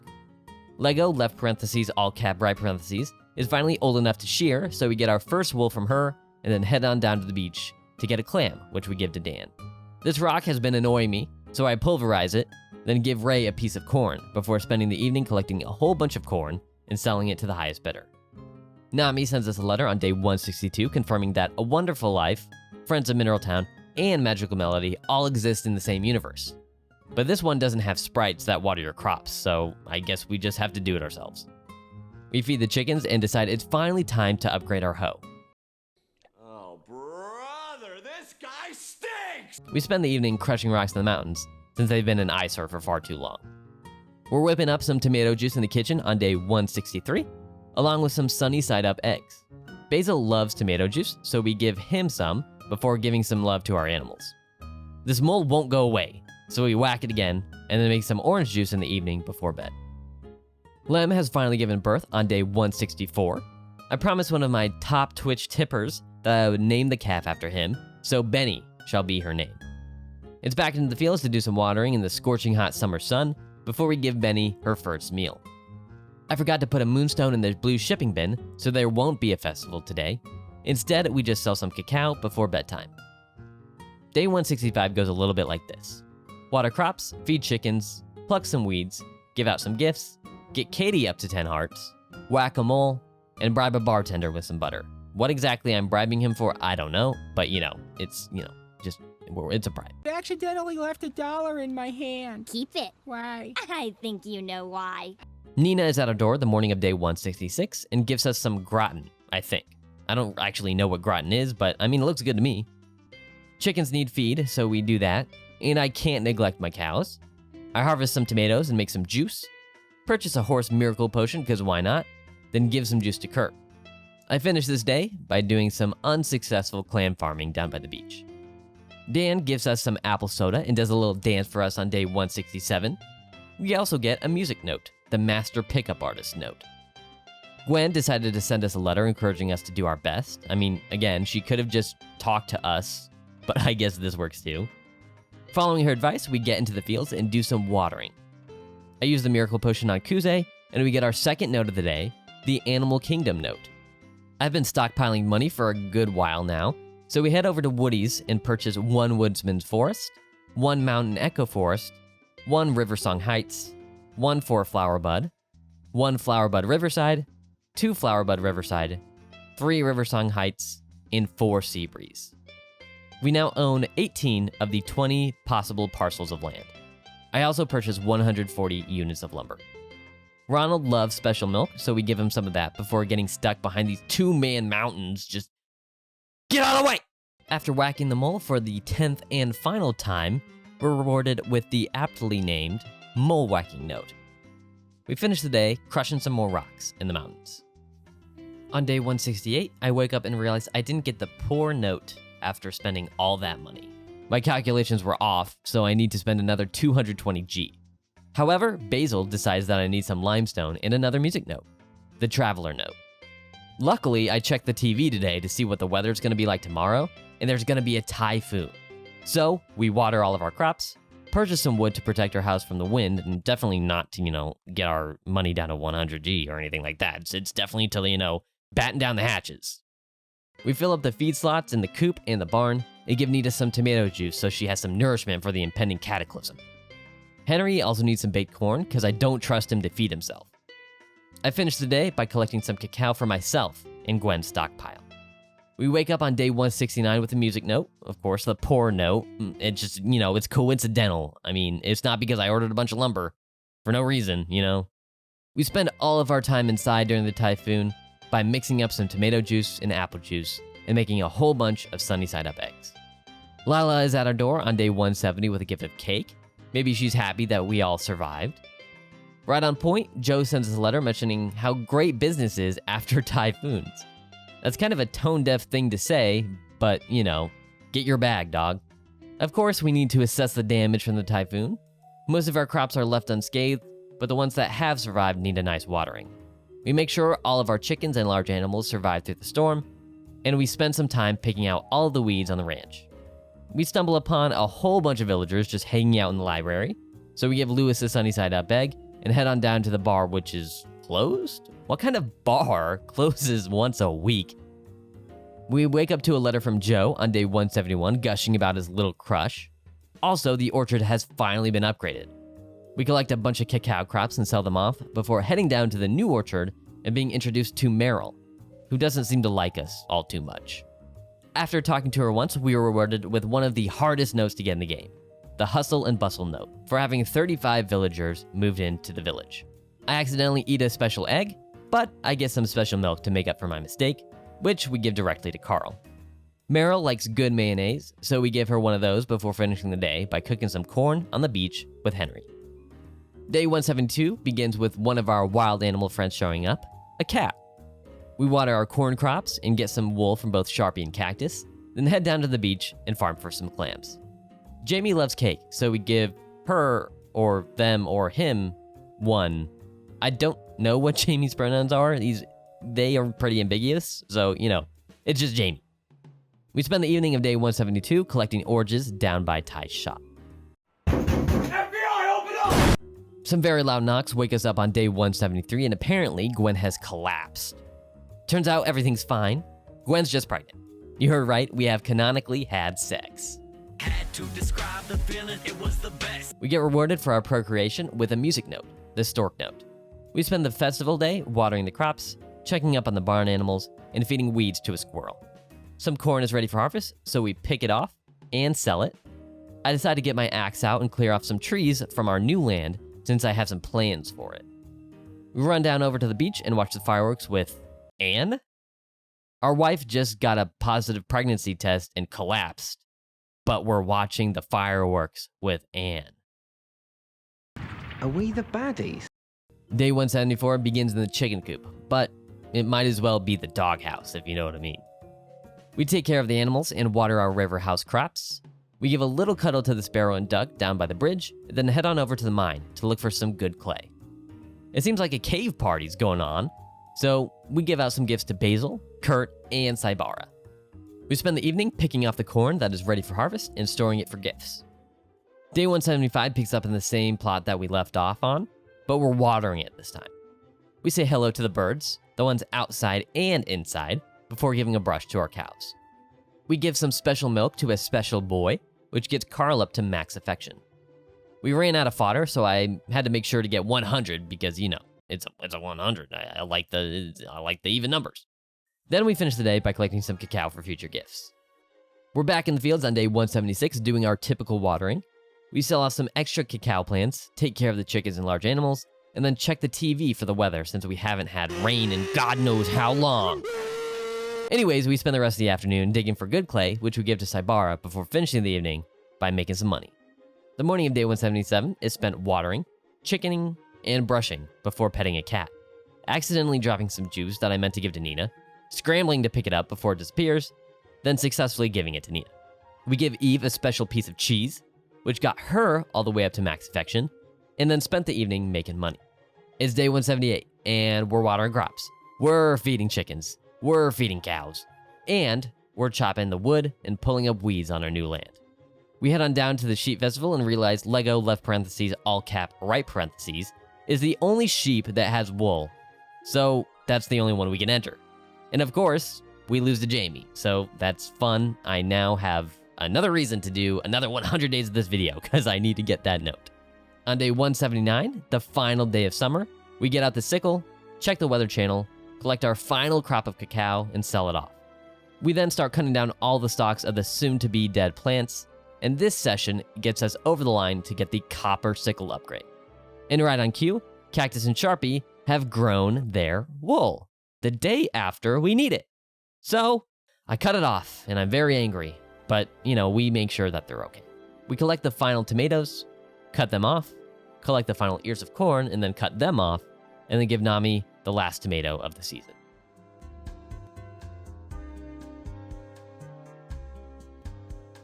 Day 180 and the first day of fall begins by checking out the event calendar. We give Basil some tomato juice and read the letters we receive from Maria and Duke. Animals need to be fed and fall crops need to be purchased. Of course, we sow those super fast and get them moist before being interrupted by Theodore as Meryl and Tim have run off. We run out to the mountain looking for them, and the harvest sprites say that they saw them by the lake. They're being attacked by Jamie's dog, and we run in and scare them away. The kiddos are finally safe and they leave with their parents, but it seems like their adventure wasn't all bad. Our heroics are rewarded with a music note, the Lost Child note. We also get a neat cutscene with Henry and Maria, where he's just doing some painting down by the lake, and we watch them from afar. This isn't creepy at all. On day 181, we chat to Gwen, and she says some weird nonsense. It'll be nice as we grow and get so we can talk about anything. You could do so. You want. We check our mailbox, and Kurt is feeling some type of way, and so is Lewis. Of course, we have to water our crops, feed the chickens, feed ourselves using the chickens, make some special cheese, give Martha some cacao, and then spend some time in the mines looking for more clay. I completely forgot to buy carrots, so we buy those seeds and then some more fertilizer. I prepare the new land for our recently purchased carrot seeds, fertilize the soil, and then sow them. We need more energy, so it's off to the goddess pond, and we spend the evening running around the mountains looking for rocks and flowers. 𝐶𝐫𝐲𝐰 has finally given birth on day 183. We decided to name the foal Autumn, which I think fits pretty well. We spend the morning creating a fence around our new carrot farm and then watering our eggplants. The chickens need to be fed, and Tim needs some corn. And that's about it for today. Lila is sending us a letter on day 184, even though she knows my wife is pregnant. She belongs to the streets. We gotta be healthy, so we harvest our spinach and then head on down to the barn and get some milk. We feed our chickens, then head over to the kitchen to make some tomato juice and boiled spinach. We cuddle a rabbit down by the mountains and feed him a weed before finishing our evening by collecting our first grape. We're watering pumpkins on day 185. We got chickens to feed, milk to sell, and colored yarn to make in the afternoon. Basil gets some tomato juice and Gina gets a newly harvested bell pepper before we spend the rest of our evening harvesting our first batch of fall crops, then selling the leftovers. We start day 186 by doing some weed pulling, then watering all the crops. Our fruit trees have delivered us a grape and an apple, which is pretty neat. We check the event calendar, sow some more seeds, and water those. We have a couple of special eggs ready today, which is nice. They're great for gifts. We trim cactus and accidentally down some special milk. It's delicious though, so no big deal for me. We head down to the hospital and give Gina a bell pepper and Alex some boiled spinach before finishing the day harvesting our carrots and selling some leftovers. Day 187, and Ray is in our inbox as he's crushing on someone and wanted to let us know. We water some pumpkins, collect some chicken eggs, then head down to the mines and get some good clay, which we give to 𝐖𝗵𝗲𝗏. We spend the evening collecting our bell peppers, eggplants, and yams, and then selling the extras. It's day 188, and we're watering again. We're chicken chasing. We're cowing, if that's a word. And checking the weather since we still haven't had any rain. We do a little bit of pumpkin farming, pumpkin selling, and digging in the mines before heading over to the town square. We meet up with Gwen and head over to the viewing balcony where there's a lovely full moon to kiss under. It's day 189 and there's still no rain, so that's fun for us. We gotta water plants ourselves. Henry gets his daily carrot and Basil gets his tomato juice. Two very healthy men here. I wanted a real year's worth of fodder, so I ordered 957 units of it and 566 units of chicken food. That way we won't run out for a very long time. The carrot that we gifted to Henry got us up to 6 hearts. So we go ahead and finish the day by purchasing the painting and a whole bunch of other furniture from Lila's shop. Day 190 and we're back on the river plot watering some eggplants. Liz loves yams, so we give her one of those before feeding the chickens and the large animals. We've been neglecting Jamie, so they get some special cheese. We spend the evening harvesting a whole bunch of carrots and then selling them off for some easy money. We spend day 191 doing some light weeding before collecting a grape, selling off some carrots, making some mayonnaise, and then giving Jamie a gift. We give Gina a bell pepper and Alex some boiled spinach, which gets both of them up to max affection. We head over to Liz's store to buy some Mora tree saplings, plant one, clean up the weeds, and then plant the other. There's still no rain on day 192, and I'm getting sick of it. And it doesn't help that the Blue Sky Ranch sends us a letter rubbing it in our face that we didn't win the sheep festival. Thanks a lot, Hank. You're the best, man. We spend the afternoon watering eggplants, collecting some eggplants, feeding and cuddling some chickens, and giving Tim a gold ore, which gets him up to max affection. We spend the evening fencing off our new plots of land, and then going through the mountains looking for more rocks until we finish the fence. We start day 193 with giving Jamie some special cheese, and then watering some yams. We feed the chickens and trim the sheep before purchasing a whole bunch of seeds from Liz's store. Ray gets a special egg, and we spend the evening sowing and watering all of those seeds we just purchased. We pick up on day 194, right where we left off, watering crops. We feed the chickens and feed Ty some spinach since he's a healthy boy and he loves it. We collect a whole bunch of eggplants and bell peppers, which are sold to finish off the day. Watering, fruit collecting, chicken chasing, and gift giving highlights day 195. And we finish the day off by digging up a whole bunch of good clay and selling it. Day 196 is a festival day, and we're watering, feeding, harvesting, and selling crops before heading over to the town square and entering 𝐿𝐸𝐷 in the fall horse race. We start the race off by getting a quick onion boost and pushing in front of Blue. We use Blue's horse to push 𝐿𝐸𝐷 into a carrot speed boost, and then use Gwen, our wife's own horse, to push into 2 Pontata root boosts, which give us enough stamina to push 𝐿𝐸𝐷 into even more stamina boosts that get us across the line in first place. And that's it for day 196. There's really not much else that happens. Lewis sends us a letter on day 197, letting us know how much he loves fall.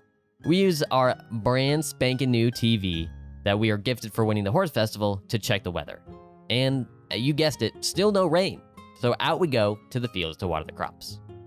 We head over to 𝗖𝗵𝗲's shop and he has a predicament.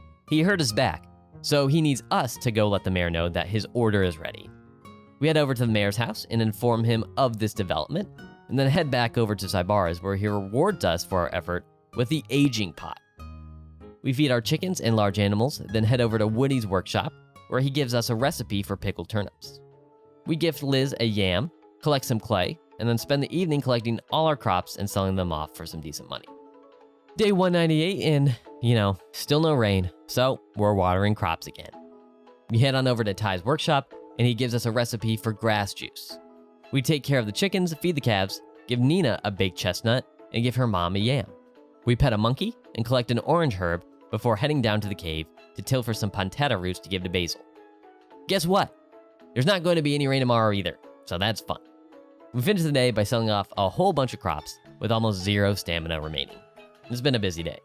Day 199, the penultimate day of this video, begins with a squirrel friend waking us up. We water the crops, check the calendar, give Woody an eggplant, feed the chickens, say hello to the barn animals, and then harvest some crops that are ripe at the river farm.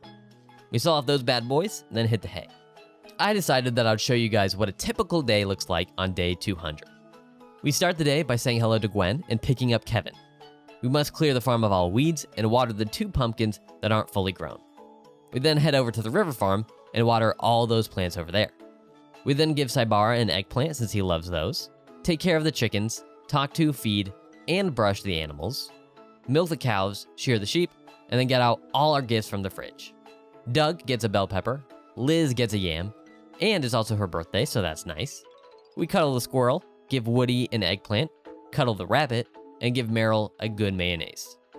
Duke gets some butter, we cuddle the sparrow, give Lila a pumpkin, Lewis a sunny side up egg, Basil a Pontata root, Henry gets a carrot, and Ray gets a special egg. Ronald also gets a special egg, and then we spend the evening collecting eggplants and bell peppers. We store all the eggplants that our fridge can hold, and then sell the rest. We collect the remaining pumpkins and store what we can in the fridge, create our rings for truffle farming, and then sell off the remaining pumpkins that won't fit in the fridge.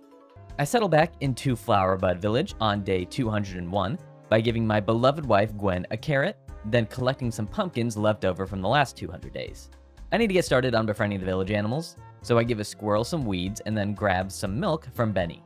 I finally got enough heart levels with 𝗖𝗵𝗲, so I run into his little workshop and get a cutscene where he gifts me the mixing pot, the final kitchen appliance, and the last item I need to get my 95th music note, the art note.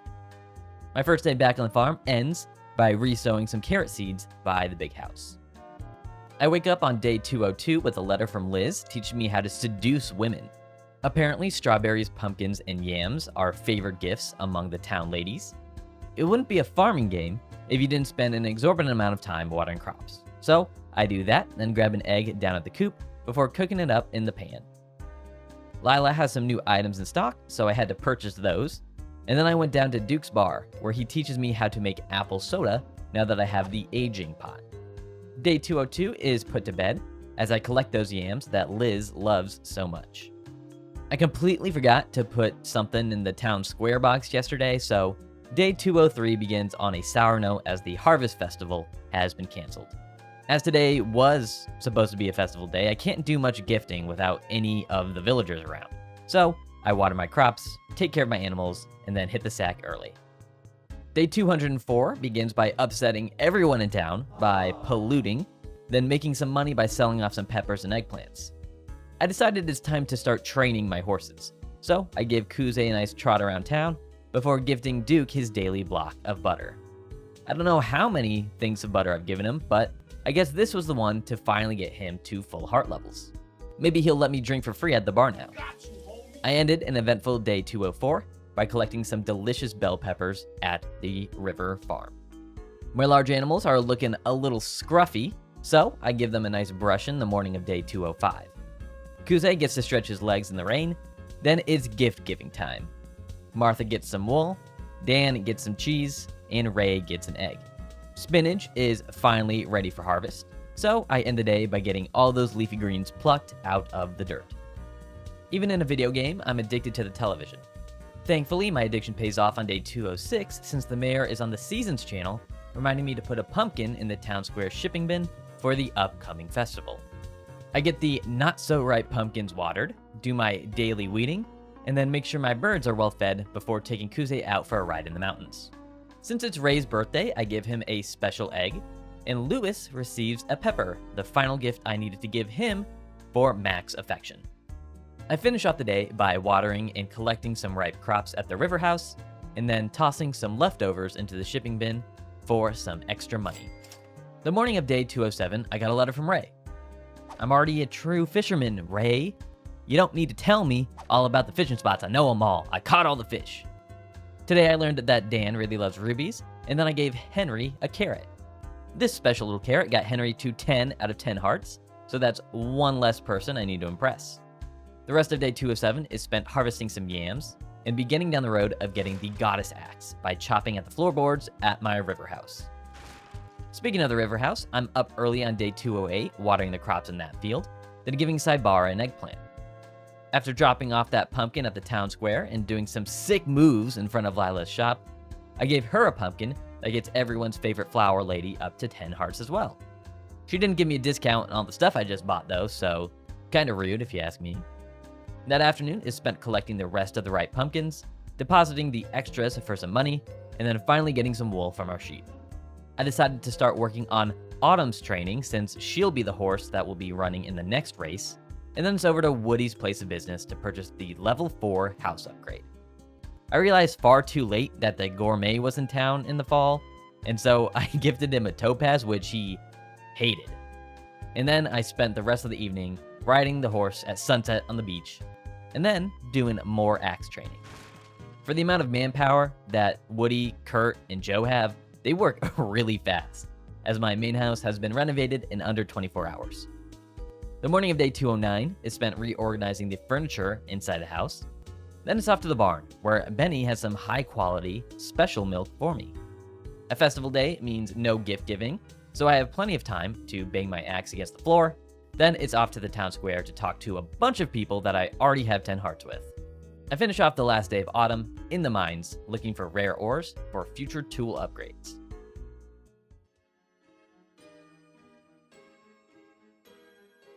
As is customary for the first day of winter and day 210, Basil leaves the village since there isn't enough green, if you know what I'm saying.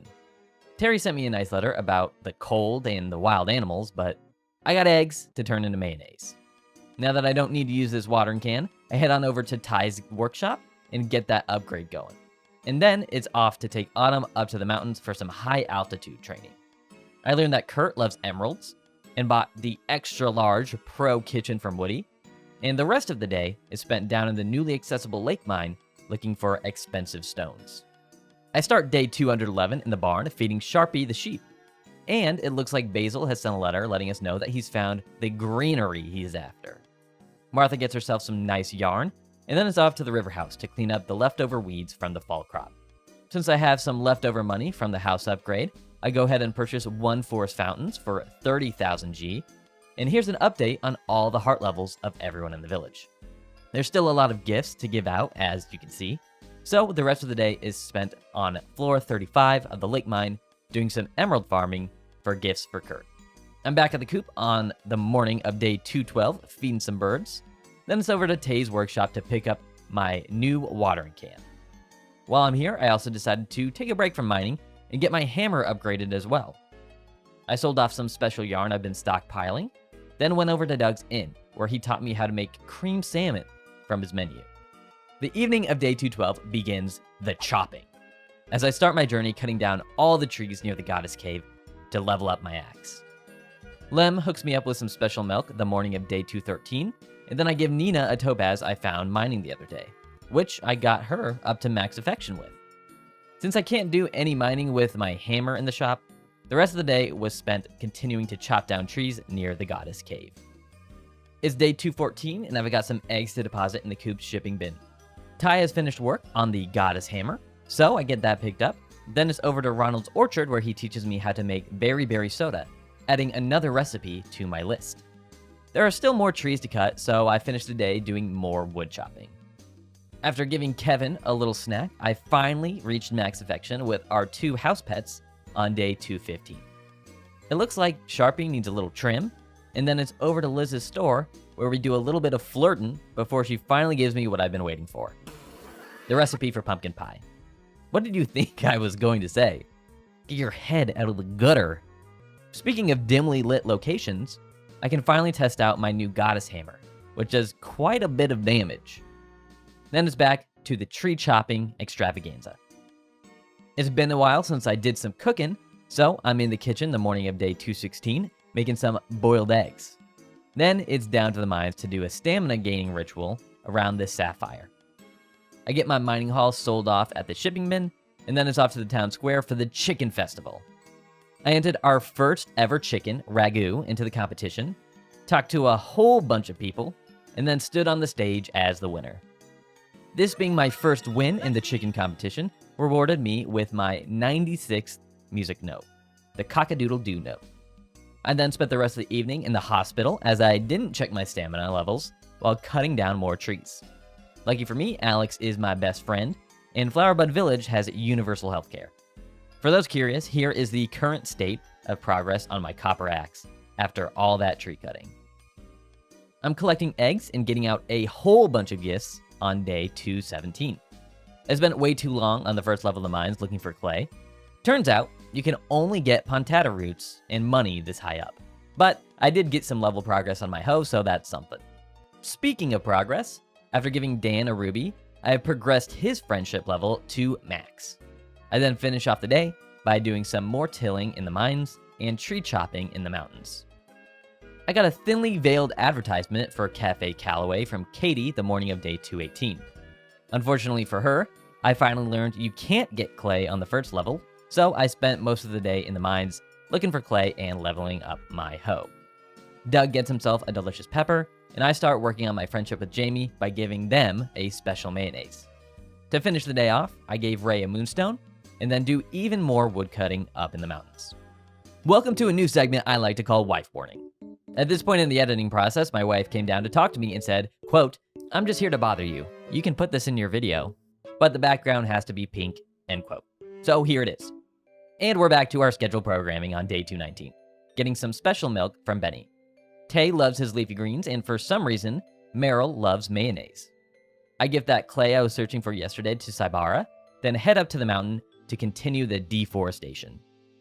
Guess who has 2 thumbs and didn't check his stamina again? This guy.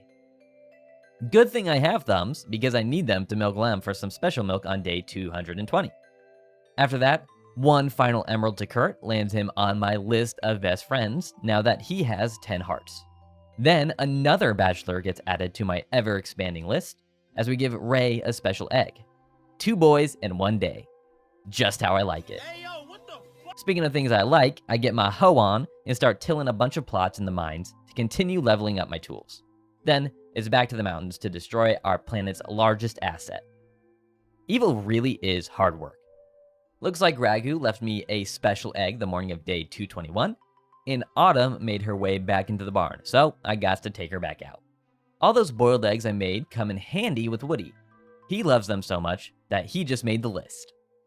Fun fact, day 221 is Thanksgiving. So I take the cake Nina gave me and give it to her mom. And I spend most of the day running around getting cakes so I can sell them for 810 G a piece. Thanksgiving in Magical Melody is the definition of free money. If only I was making money from cutting down all these trees. 𝐖𝗵𝗲 gets himself some clay, and left parentheses, Lego all cap right parentheses, gets himself a haircut on day 222. I decided that since I'm cutting down all those trees, I might as well purchase the land while I'm at it. So I put in the payment for 2 forest fountains, and I have successfully purchased every plot of land in the game. That purchase took a good chunk out of my finances, so I sell off some more cake to ease the blow. Then it's back up to chopping on my newly purchased land. I start off day 223 by handing out some mayonnaise. Hank gets the special kind, and Meryl gets the normal kind. With that gift, Meryl has been added to my list of villagers with 10 hearts of affection. Nothing weird about being best friends with a child. And after a grueling day of chopping, I finally finished my deforestation project to end this day. It looks like Meryl wants to be just like me when she grows up. She even sent me a letter on day 224 saying so. My axe had only a couple more swings until it was able to be leveled up, so I take out some frustration on a pine tree and there you go. It's ready for upgrade. It took me way too long to find a rare ore in the mines, but once I got one, I beelined it to Tay's shop and put in an order for the Goddess Axe. That afternoon, I gave some cheese to Joe and got a cutscene with Hank, where he teaches me how to make his favorite dish, grilled clams. Now that the axe is done being upgraded, it's time to really commit to digging, so I'm over at the mines doing a whole bunch of tilling with my golden hoe. Day 225 is super short. I take care of the birds in the coop, and then spend the entire day in the mines looking for rare ores for future upgrades, of which I only found 1. I start day 226 by going over to Tay's, only for him to tell me that my axe isn't ready. So is off to the barn to get some special milk from Fidget Spin. Liz gets herself a nice pumpkin, Jamie gets some special milk, and I spend the entire rest of the day essentially leveling out a floor in the mines with my hammer and hoe. I kid you not, I spent 10 in-game hours just doing this to get my hoe leveled up. I mean, it was a success, so time well spent. I didn't read the weather report, so I'm stuck inside on day 227 as my animals starve in the barn as a blizzard goes through the village. At least tomorrow will be a nicer day. Well, nothing I can do now, so guess it's time to hit the hay. As I anticipated, my animals are pissed off the morning of day 228. I'm sorry, little chickens. The game wouldn't let me feed you. After taking care of the animals, it's back to the mines to do some mineral farming. To finish out the shipping list, I need 2 of almost every stone to turn into rings and brooches. So I spent the entire day in the mines collecting those, as well as getting some ores for gifts and future tool upgrades. My Goddess Axe is finally ready for pickup on day 229, and I decided to drop my hoe off while I'm there to get upgraded. Benny seems to be in a good mood, as she gives me some special milk, and could you imagine if Cactus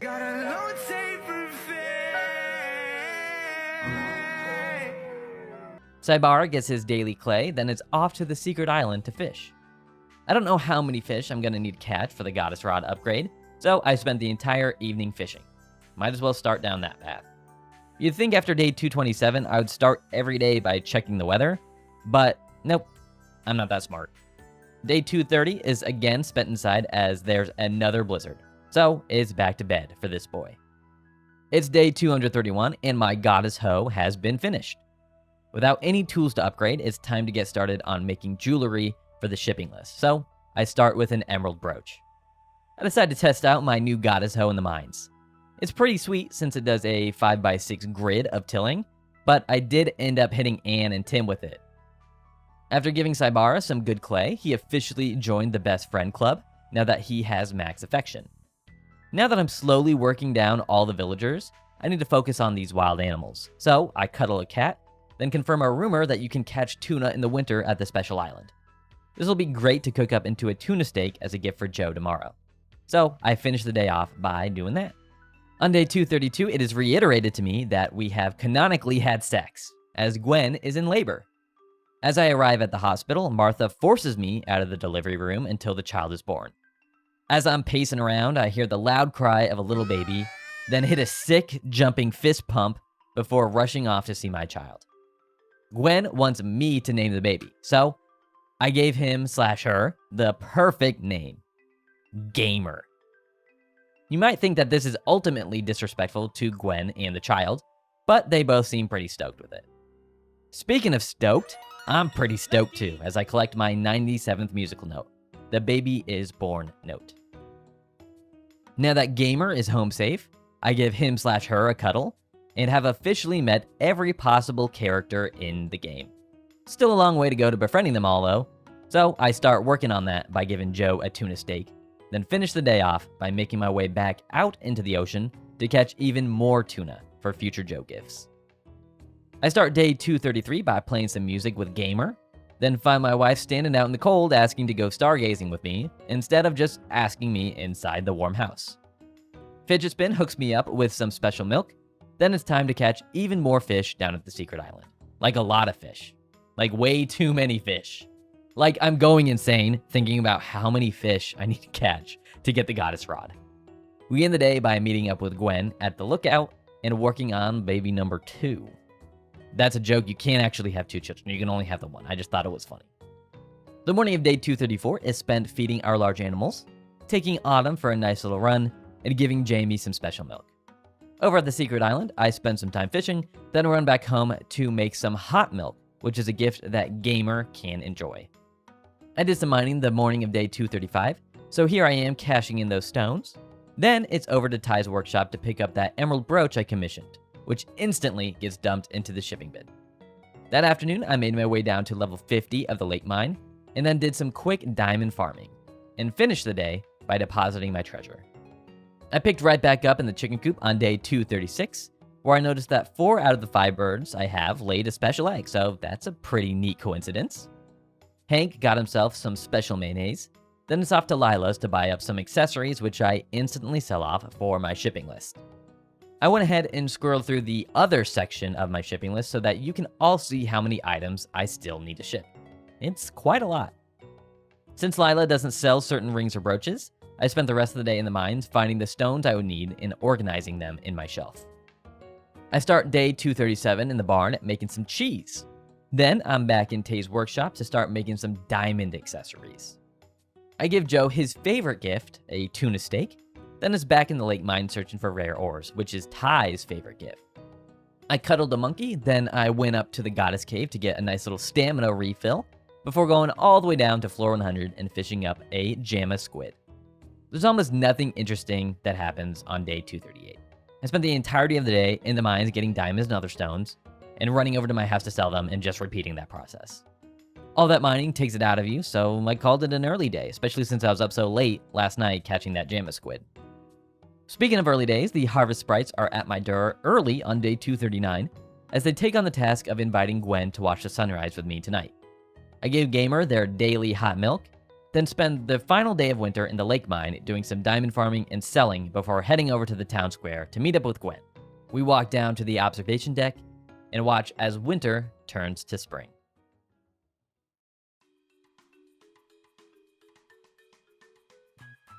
I start day 240, the first day of year 3, with the customary cutscene of Basil returning to the village.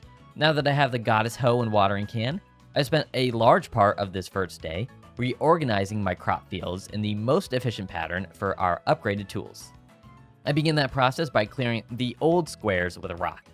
Because the festival from yesterday kept me up so late, I'm up in the mountains, collecting and eating herbs to stay awake. Then it's finally time to take care of the animals. The evening is spent clearing up the river house plots and utilizing my goddess hoe for the first time. There's only so much energy to go around, so I finally get to watering and sowing seeds the morning of day 241.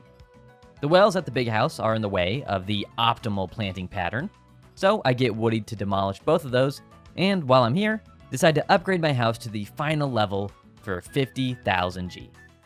Now I can finally utilize my goddess hoe at the main farm, where I spend the entire evening tilling land and using the rocks to create the perfect squares for my goddess watering can tomorrow.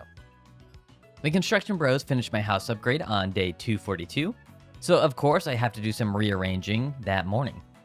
Basil wrote me a letter about all the animals waking up for the spring. It's kind of like a really bad haiku. I take that morning to spread some fertilizer on these newly tilled squares, sow some spring seeds, and get those watered before hitting up Lila's shop, who has some new items for me to purchase. These aren't all the bombs, but I buy all that I can get and get those sold off for the shipping list. That afternoon, I head down to Woody's to get a replacement fountain at the main field, and then give Joe with the final tuna steak needed to get our bandanaed brother to max affection. Since I need grapes and apples to finish off the crop shipping list, I spend the evening of this day planting some saplings at the orchard. Day 243 begins with a letter from 𝗖𝗵𝗲𝗰 talking about buds and how much joy he feels from them. If you ask me, these villagers are not very subtle with their affection for recreational drugs. We jokes aside, I get my plants watered and head on down to Tay's place of business to collect my diamond brooch and get him started on a diamond ring. I give our pal Sharpie a haircut and get the wool turned into some yarn and finish off the day by instantly gifting it to Martha. Another favorite gift has been granted, leaving another villager at 10 hearts. The goddess watering can really does make farming easy, so day 244 begins in earnest in the chicken coop, feeding my birds. I give Tay some special milk on a whim, and it turns out he loves the stuff so much that he is now at max affection with all those other villagers. And he's not the only one.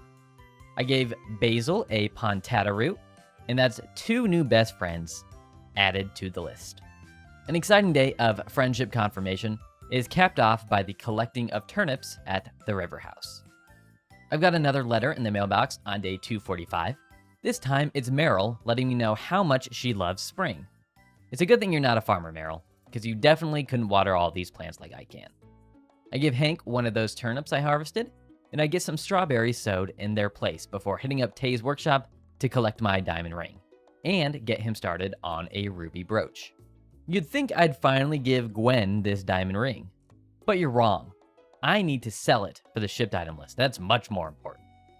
I finish off the day by collecting some very berries and flowers in the mountains, the latter of which gets tossed into the mixing pot, which makes an orange bomb. The first thing I do on day 246 is get that orange bomb thrown into the shipping bin. Then it's off to giving Terry one of his favorite gifts, a mushroom. Since tomorrow is the egg festival, I grab 1 egg and feed my birds, then drop off that egg in the town square collection bin.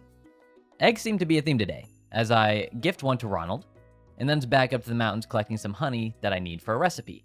That recipe also calls for a pontata root, so I hit up the mines for one of those, and then get to mix it in the kitchen, where I combine a whole bunch of stuff to make a Bravo drink. And then I combine a whole nother bunch of stuff to make a potion. Both these beverages get immediately sold to make more progress on the shipping list, which is slowly but surely coming together. I'm back doing some water spins the morning of day 247. I make sure my large animals are well fed, then it's off to the mountains to study the blade, until I have only the tiniest sliver of stamina left. Nothing is more energizing than the egg festival though, so I talk to a whole bunch of people until the mayor decides to end it, and then I spend the remainder of the day doing more slashing and whacking of invisible objects. Day 248 begins by selling all these normal eggs in the chicken coop, giving Jamie some more milk, and then harvesting my first crop of potatoes, strawberries, and breadfruits. Michael's favorite gift is potatoes, so I give him one of those, and then I get a 2-for-1 duck and sparrow cuddling session. I cap off the day by collecting a whole bunch of potatoes that will serve as more gifts for Michael in the days to come. Plants get wet on day 249, but more importantly, it's over to Tay's workshop to pick up the ruby brooch and then get him started on a ruby ring. Like all the other accessories, the brooch gets instantly sold to the highest bidder, and then it's off to take care of the animals. It's high time I got all the furniture possible in the game, so I head over to Woody's to purchase the remaining extra large kitchens. Dia gets herself some blueberry jam and I get myself some rabbit cuddles. In return for the cuddles, I give the rabbit a delicious weed before I finish the day off by doing some more blade training near the goddess cave. The morning of day 250, I'm watering crops and collecting a breadfruit to give to Liz. Can't leave out my boy Hank, and Sharpie is getting a little haircut for some special wool. By the way, I've been riding my horse Autumn the entire time I've been traveling, so her training rank should be getting pretty high by now. I spend the remainder of the day collecting some strawberries, turning them around for some profit, then doing some more slashing until I can't slash no more. I start day 251 in the coop selling some eggs and feeding some chickens. Then it's off to Tay's workshop to collect my ruby ring, and then start on the coral accessories. That's right, there's coral accessories. That ruby ring gets deposited, and then I found a squirrel to pet and feed. There's still a lot of work to be done in befriending these animals, so I think it's time I focused a little more on them since I'm close to befriending all the villagers. Speaking of befriending villagers, Ronald gets the final breadfruit gift needed to reach max friendship. And then I found a rabbit who needs some pets. I've done enough sickle training to purchase the silver upgrade at the junk shop, and I spent the remainder of the day doing some fishing. I even pulled up a, quote, kingfish, end quote, in the form of a right boot. A hungry little kitten got a fish to start day 252, and then I ran into a cutscene with Michael at the junk shop, where he teaches me how to make the Bravo drink recipe. I guess there's no reason for him to know that I've already made it, but, you know, it's the thought that counts. I completely forgot to water the crops, so I get that done, then head down to the coop to collect my daily eggs. I spent that evening by giving a rabbit a weed, knocking some more experience into the fishing rod, then doing some more sickle training. God, you really do a lot of watering and farming games, huh? If you're like me, you spend a lot of time gifting, too. I finally got the golden fishing rod, but the tough part is yet to come. It took 253 days, but after giving Dia another blueberry jam, I've gotten all of the bachelorettes to 10 hearts. It's off to Tay's workshop to collect my coral brooch and get the coral ring started. The coral brooch gets sold away, and I spend the remainder of this day collecting a whole bunch of fruit, selling it off, and trying to cut down my fence to no avail. Gamer gets some hot milk and a hug from me on day 254. My cabbages are finally ready for harvest, so it's time to start working on Terry's friendship in earnest. I have so many cabbages and not a lot of room in my backpack, so I harvest as many as possible and then spend the remainder of the day cutting air. I start day 255 by picking up a sparrow, then heading down to Liz's store to purchase some more seeds. Lem has got some special milk for me. Then I'm back replanting some cabbages in the river field. Strawberries are the best crop to sell in the spring, so I get those put in the collection bin. Then it's off to the mountain to do some more altitude training with Autumn, since the spring horse race is tomorrow. I'm hugging a cat to start day 256. Then it's time to do more training around the town square, trying to get Autumn as many stars as we can before the race. We get her registered for the Mount Moon Cup, where Stroganoff, Cliffguard, and Shun will be our opponents. Now that Autumn is at a respectable training level, these races really are a piece of cake. I mean, look how easy it is to beat these losers. My wife's a part of them, but, you know, it's all about competition, baby. I celebrate my victory, and then it's back to cutting my fence. It's finally time for all you Jamie lovers out there. The big moment. The final gift of special milk gets Jamie up to 10 hearts on day 257. Thus, I have reached max affection with every single marriageable villager, a monumental achievement, if I do say so myself. My coral ring is ready for pickup from Taze, so I get him started on the Emerald series and deposit that ring before giving Cactus a haircut and a rabbit a weed. Even though Autumn just won the horse race yesterday, she still isn't at 10 stars, so I take her on a trot, and I finally have the perfect horse. It wouldn't be 100% if 𝐄𝐯𝐲 wasn't also at 10 stars, so I took him outside and started working on his training levels to finish off the day. A nice rainy day 258 means we get to start with gifts. Michael gets a potato, and Hank gets a turnip, which brings our favorite animal handler up to 10 hearts. With Hank being completed, I can collect all these turnips and sell them, so that's nice. A lot of crops no longer have purpose, since I have enough money and I don't really need them for gifts, so I get them chopped down, and then provide Gamer with some warm milk before hitting the sack. I start day 259 by giving a duck a fish, and then it's over to give Terry his daily cabbage. All my hard work has paid off, and I can purchase the golden sickle. Then it's over to Taze to pick up my emerald ring and get started on the amethyst accessories. That emerald ring gets deposited, and then I found Terry in the cave. He told me that if something were to happen to him, to take care of his granddaughter Eve. I don't know what could possibly happen to Terry in this village. I mean, I don't think he knows like the mafiosos or anything. Maybe he's worried about getting mauled by like a rabies-infected raccoon? I don't know. Anyways, I came to the mine for a reason, and that was to get rare ore for a future tool upgrade. Looks like we have a new duck friend on day 260. Speaking of animal friends, Lamb has some special milk for us, and then it's off to the junk shop to give Michael a potato. I hate to cut down these plants, but my time is really better spent doing other things. So I get these strawberries collected and scythe down the leftovers.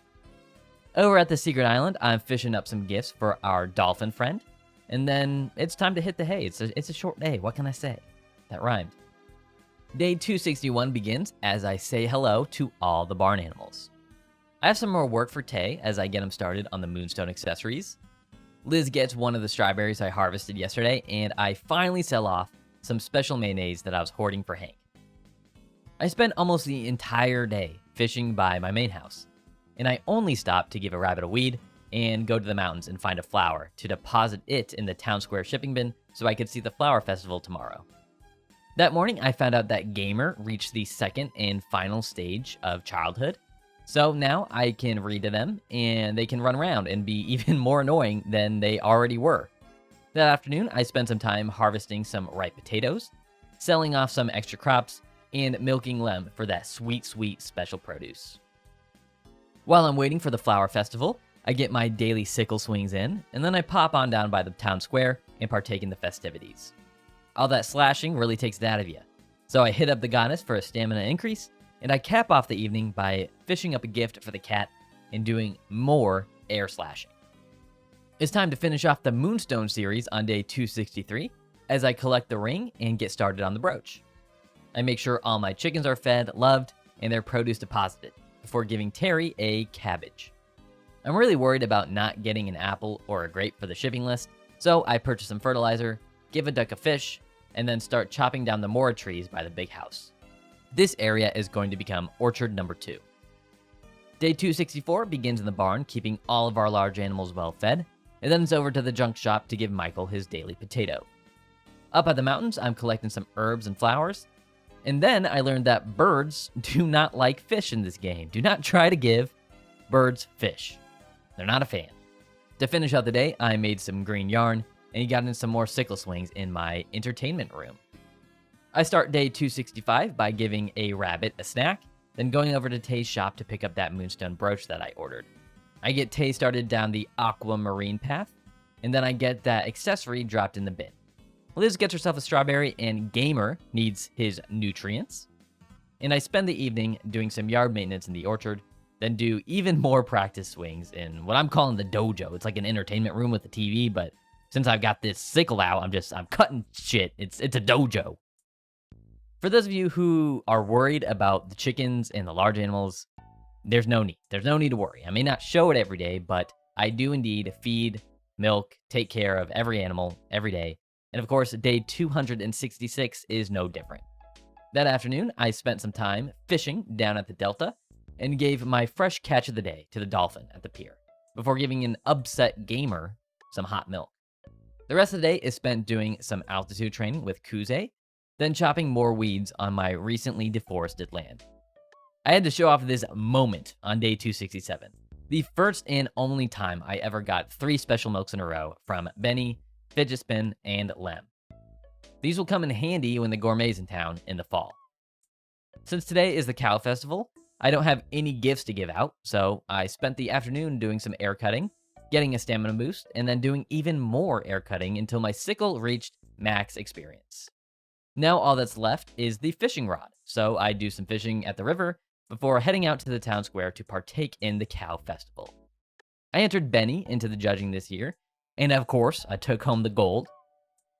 And I finished the day by giving a monkey a berry. I start off day 268 by giving Terry some cabbage, and then it's off to the workshop to pick up my ring and get Tay started on the goddess sickle. After that, I sped through taking care of the birds and selling their eggs, and then it's time to give out gifts. A cuckoo gets a hug, Doug gets some special cheese, and Kuze gets upset when I try to give this duck a fish. I end the day by giving the monkey a snack and a cuddle, and then do some fishing with Joe down by the river. Day 269 and the final day of spring is what I'll call feeding day. I feed a chicken some bird feed, I feed some hay to a horse, the dolphin gets a fish, Gamer gets some hot milk, and the cat also gets a fish, which makes him/her the first wild animal with max affection. I finish off feeding day by doing some fishing at the waterfall as I work to get more experience into the fishing rod.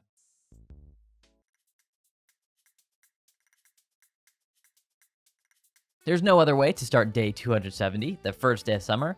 This includes doing some tilling, weeding, using a rock to fix up the squares and make them all pretty, and finally, sowing seeds and getting them all watered. I definitely need some more seeds, so I hit up Liz's store to purchase those. Then it's over to the workshop to collect my goddess sickle from Tay. Here it is in all its 5x5 cutting glory. I get Tay started on making those topaz accessories, and then run over to the village entrance where everyone's favorite weather girl, Nami, is back in town. I pet a rabbit and give them a snack before heading up to the mountains to collect some herbs. I've been patiently waiting for the summer to utilize these red herbs to make some recipes, starting with the stamina drink, which instantly gets sold away. I start day 271 with what I like to call water twirlies, then give left parentheses Lego wall cap right parentheses a haircut. And Doug finally gets the last gift he needed, of regular milk, to reach max affection. I'm back in the mountains collecting some honey, and then I'm taking that yarn from the sheep, combined with a red herb to make some red yarn. I then spent the rest of the evening at the secret island fishing up some tuna. What I like to call the mass villager exodus begins on day 272, as Ray decides to go on a fishing expedition and leave the village. Since today is a festival day and there's no villagers around to give gifts to, I can spend the day collecting oranges in orchard number 2 and orchard number 1 before doing a whole bunch of fishing. That afternoon, it's finally time to take back my crown as the best swimmer in the village. Even though Ray left this morning, he seemed more than happy to come back and compete, but none of these landlubbers are gonna match me in the water.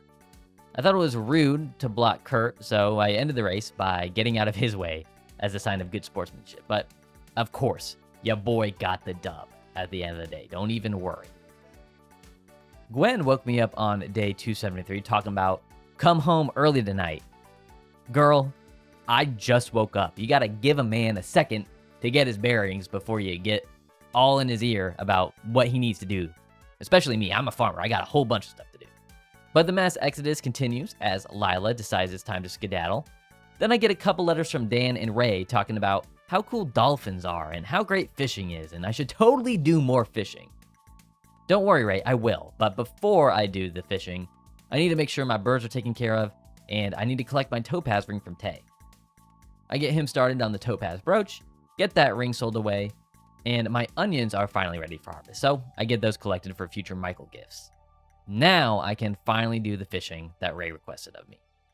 Like Gwen said, I made sure to come home early, and I was greeted with a quiz. Of course, I'm a genius, so I totally remembered that it was our anniversary. My correct answer is rewarded with a feast cooked by Gwen.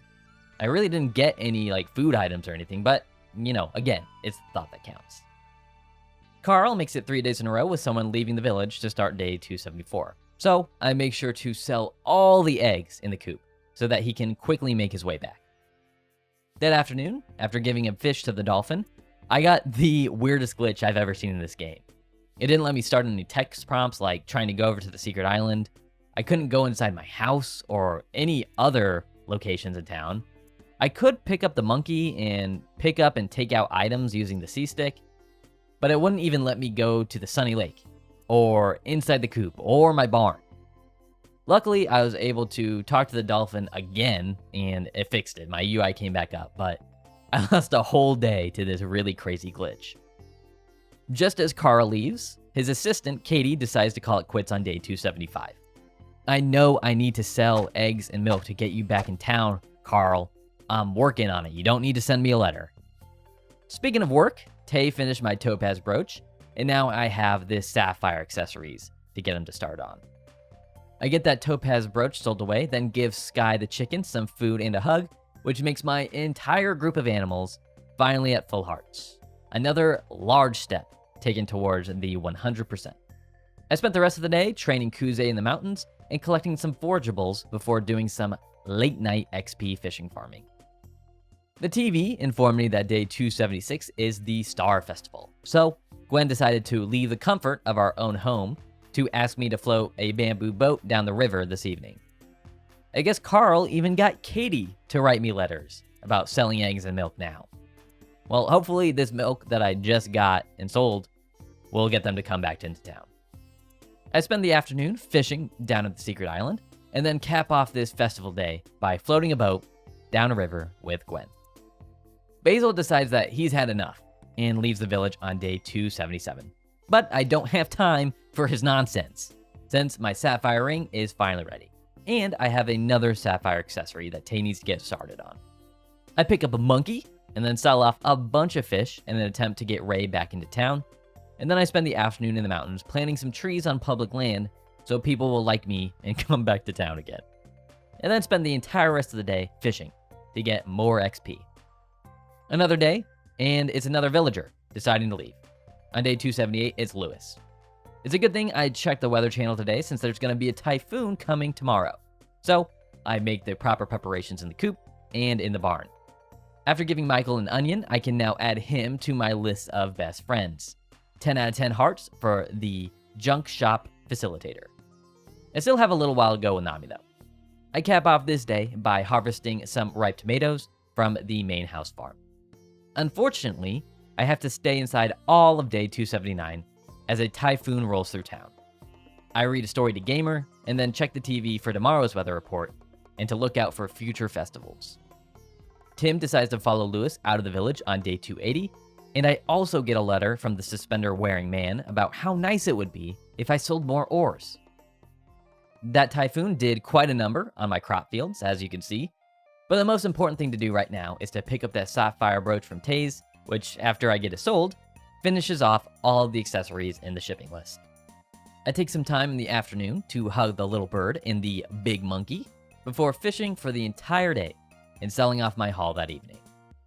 You can add another villager to the list of turncoats as Meryl decides to leave on day 281. Seems like Tim is getting more than he asked for as he's really busy at his relative's house. But I'm busy giving out gifts and picking up monkeys, so who's the real loser here? By the way, monkeys love honey for some reason. I decided to take some time that afternoon to clean up the leftover tilled spaces from last year's truffle farming, and then I'm back in the kitchen, finishing off the medicine items by making some caffeine and getting that sold away. All that fishing has finally brought Ray back to the valley on day 282. Sharpie is in dire need of a haircut, and I need more seeds to replenish my fields from the typhoon the other day. I got my lazy butt in gear and spent a good amount of the day retilling, planting, and watering the crop field near the big house. I guess Lila was stalking Ray, as she has finally arrived back in town on day 283. I do some more water twirlies, then give Terry the final gift he needed to reach 10 out of 10 hearts, with everyone's favorite nature lover now on the list. Left parentheses, Lego all cap right parentheses, gets himself a shear, Liz gets herself some corn, and I spend the afternoon fishing. I want to get Meryl back in town, so I collect all the oranges over by Tay's workshop and then go get those sold away. And after doing some riding around town with 𝐿𝐷𝐲𝐰, I stopped to find that 𝐿𝐷𝐲𝐰 has now been fully trained. I finish off this exciting day by mining for moonstones and taking one back to deposit in the town square box for tomorrow's festival. Another turncoat has revealed themselves as Dia leaves the village on day 284. This day is super short since all I really do is take care of the chickens and feed a fussing gamer before watching the Firefly Festival down at the beach. Speaking of short days, I got back-to-back, since I really should have checked the Weather Channel yesterday, as another typhoon hits the village on day 285. So I guess it's back to bed for me. All that egg and milk selling has finally brought Carl back to the village on day 286. But I have some upset animals to tend to since I didn't get to feed them yesterday because of the typhoon. Another typhoon means the crop fields are destroyed, so I have to take even more time out of my day to repair all this debris. Then it's off to Liz's store to buy more seeds and replace the ones that were taken away from me. I spent some time in the afternoon at the secret island getting some fishing XP, and then spending the evening resowing all those seeds I just bought. I put a lid on this day by watching TV to make sure that there's not another disaster storm coming my way. Katie and Carl are attached at the hip, so there's no surprise to me when she's back on my doorstep the morning of day 287. The early hours of the day are spent feeding chickens and harvesting some ripe tomatoes so that best girl, aka Nami, can finally have max affection, baby. Everything is now right in the world. It's a 2-for-1 special today as Liz becomes the final permanent villager to reach max affection. Another massive milestone in getting 100%. Fishing XP is super slow. I bet you could figure that out by now. So I spend the rest of the day catching tuna on the secret island and getting it sold off. I guess I shipped enough crops or herbs or whatever for Basil to come back into town on day 288. I spent the morning watering crops, doing my water twirlies, and taking care of my animals like every farmer should. Then it's time to get fishing to make some recipes. Since yesterday was a rainy day, I'm able to catch some kingfish. The squid prints can be found at the secret island, and the hutchin can be found at the sunny lake. I start by chopping up the hutchin into some sashimi, and then put the squid prints in the oven, and make some nice squid teriyaki. There's still 2 more recipes with these fish, so I go ahead and catch 1 more each, and start by throwing the hutchin into the bonfire to make a salted hutchin, and then end the day by throwing the squid in to the bonfire to make some broiled nice squid. Day 289 is another short day. I'm in the mines looking for ores and stones to get Tim and Lewis back into the village, and then it's off to see the frog down at the lake. He isn't listed as a wild animal in the game, but he still deserves pets. The day is finished off by doing nothing but fishing to get XP needed for that goddess rod upgrade. All that mining yesterday did the trick on day 290 as Tim has reappeared in town. I do some water twirlies and some chicken feeding at the coop before spending the entire rest of the day fishing again. I fished so much, I even needed a stamina boost. I finish off the day by introducing myself to the raccoon that evening, since I completely forgot that he exists. All those oranges that I've sold has finally brought Meryl back to town on 291, but the most important thing today is that it's raining, so I can spend my entire morning taking care of the chickens and large animals. Then I went farming for some fishing XP. From my quick cuts and editing in this video, you really haven't seen how much fishing I do. Let me tell you now that this large sped up chunk of fishing that you're seeing right now barely puts a dent in that XP meter for the fishing rod. So you can understand how much fishing you actually have to do to get the goddess rod. When it came to the axe and the sickle and the hoe and everything, you could just hit X as many times and it counted towards the meter. But with fishing, you actually need to catch a fish. So this entire day is spent just fishing. I'm woken up on day 292 in an absolute state for Gamer's checkup. Down at the hospital, the little ankle biter learned to walk. So I hit another sick jumping fist pump and got rewarded with a musical note. Number 98, the You Can Walk note. Back at home, I learned the firework festival is tomorrow. So I get into the field to water the crops and get some special milk from Benny. That afternoon, I'm down in the mines, smashing ores looking for moonstones to sell for Lewis, selling off my findings, and then I finish the day by giving the raccoon some honey. A festival on day 293 means I spend a lot of the morning taking care of Gamer, because his mother has got some setting up to do at the festival, I guess. After giving the duck some fish, I finally have another animal friend besides the cat. Both Fidget Spin and Benny were kind enough to give me some special milk today, and I spent the remainder of the day catching some fish at the lake. Another year of fireworks means another random girl to watch them with. I guess Nina pulled the long straw this year, so I finished the day by watching the fireworks with her. There isn't much to show off on day 294 as I spent all day in the mines looking for moonstone to get Lewis back in town. And with what's left of the day, I spent collecting some ripe tomatoes. The morning of day 295, a shiny little monkey guy is out in front of my door, and he looked like a very cute and polite gentleman. Today, I finally used the windmill as it was intended, to make some chicken food with some corn. And then it's off to farm for more fishing XP at the waterfall. The day is capped off by cuddling a raccoon and giving him a fish as a gift. I begin with a little bird friend on day 296 who also gets a little treat to take him all the way up to 10 hearts. That makes 3 animal friends. Once again, Lewis still isn't in town, so I spend a whole lot of time in the mines looking for ores and moonstones to sell, and then I finish the day by grinding out more fishing XP. My hard work has borne fruit on day 297 as Lewis has finally returned to the village. And that's the really only monumental thing that happens. I don't have to mine anymore, so I can spend the entire day fishing. Again. We pick up on day 298, doing the only thing that is worth showing. Fishing. That's a joke, that's a joke. It's the Sheep Festival. Today's the Sheep Festival. I decided to enter 𝐷𝐵 as the farm's representative, and he ended up winning the whole damn thing, granting me the 99th musical note, the ba note. I finish off this day by, you guessed it, it's for real this time, fishing. I really gotta grind that XP. This is really like the most RuneScape-esque grinding thing you have to do in this game. Just fish, fish, fish, fish, fish. It's honestly hysterical in hindsight. Speaking of fishing, day 299 was a mad dash. I was super close to getting all the XP needed to get the goddess rod, but I didn't have enough days to wait for Tay to make it. So the junk shop was the only option.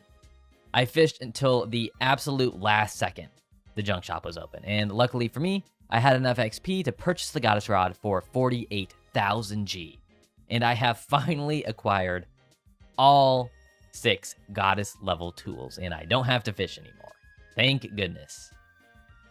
On day 300, I take care of all the birds in the coop, feed all the large animals in the barn, and then arrive at the goddess cave where Jamie is waiting with the harvest goddess. Jamie complains about being inferior to me, and even goes as far to call me an ordinary farmer. Jamie then goes through all the stages of grief until the goddess enlightens her about how important it is to care about others, know that others care for you, and realize we're not alone in this world. Jamie eventually comes to terms with the fact that I am indeed the superior farmer, and their final acceptance releases the 100th and final musical note, the meek heart note. This is a little tangent, but Jamie is finally confirmed as being a boy in the description of this note, so yeah, fun fact, Jamie's a dude. The goddess takes this final note, talks to Jamie some more about how she'll always be here to protect the people of the valley, then goes on to say some very poignant words. Remember to be thankful. Always care about one another. Learn to trust your friends. Don't be afraid to love.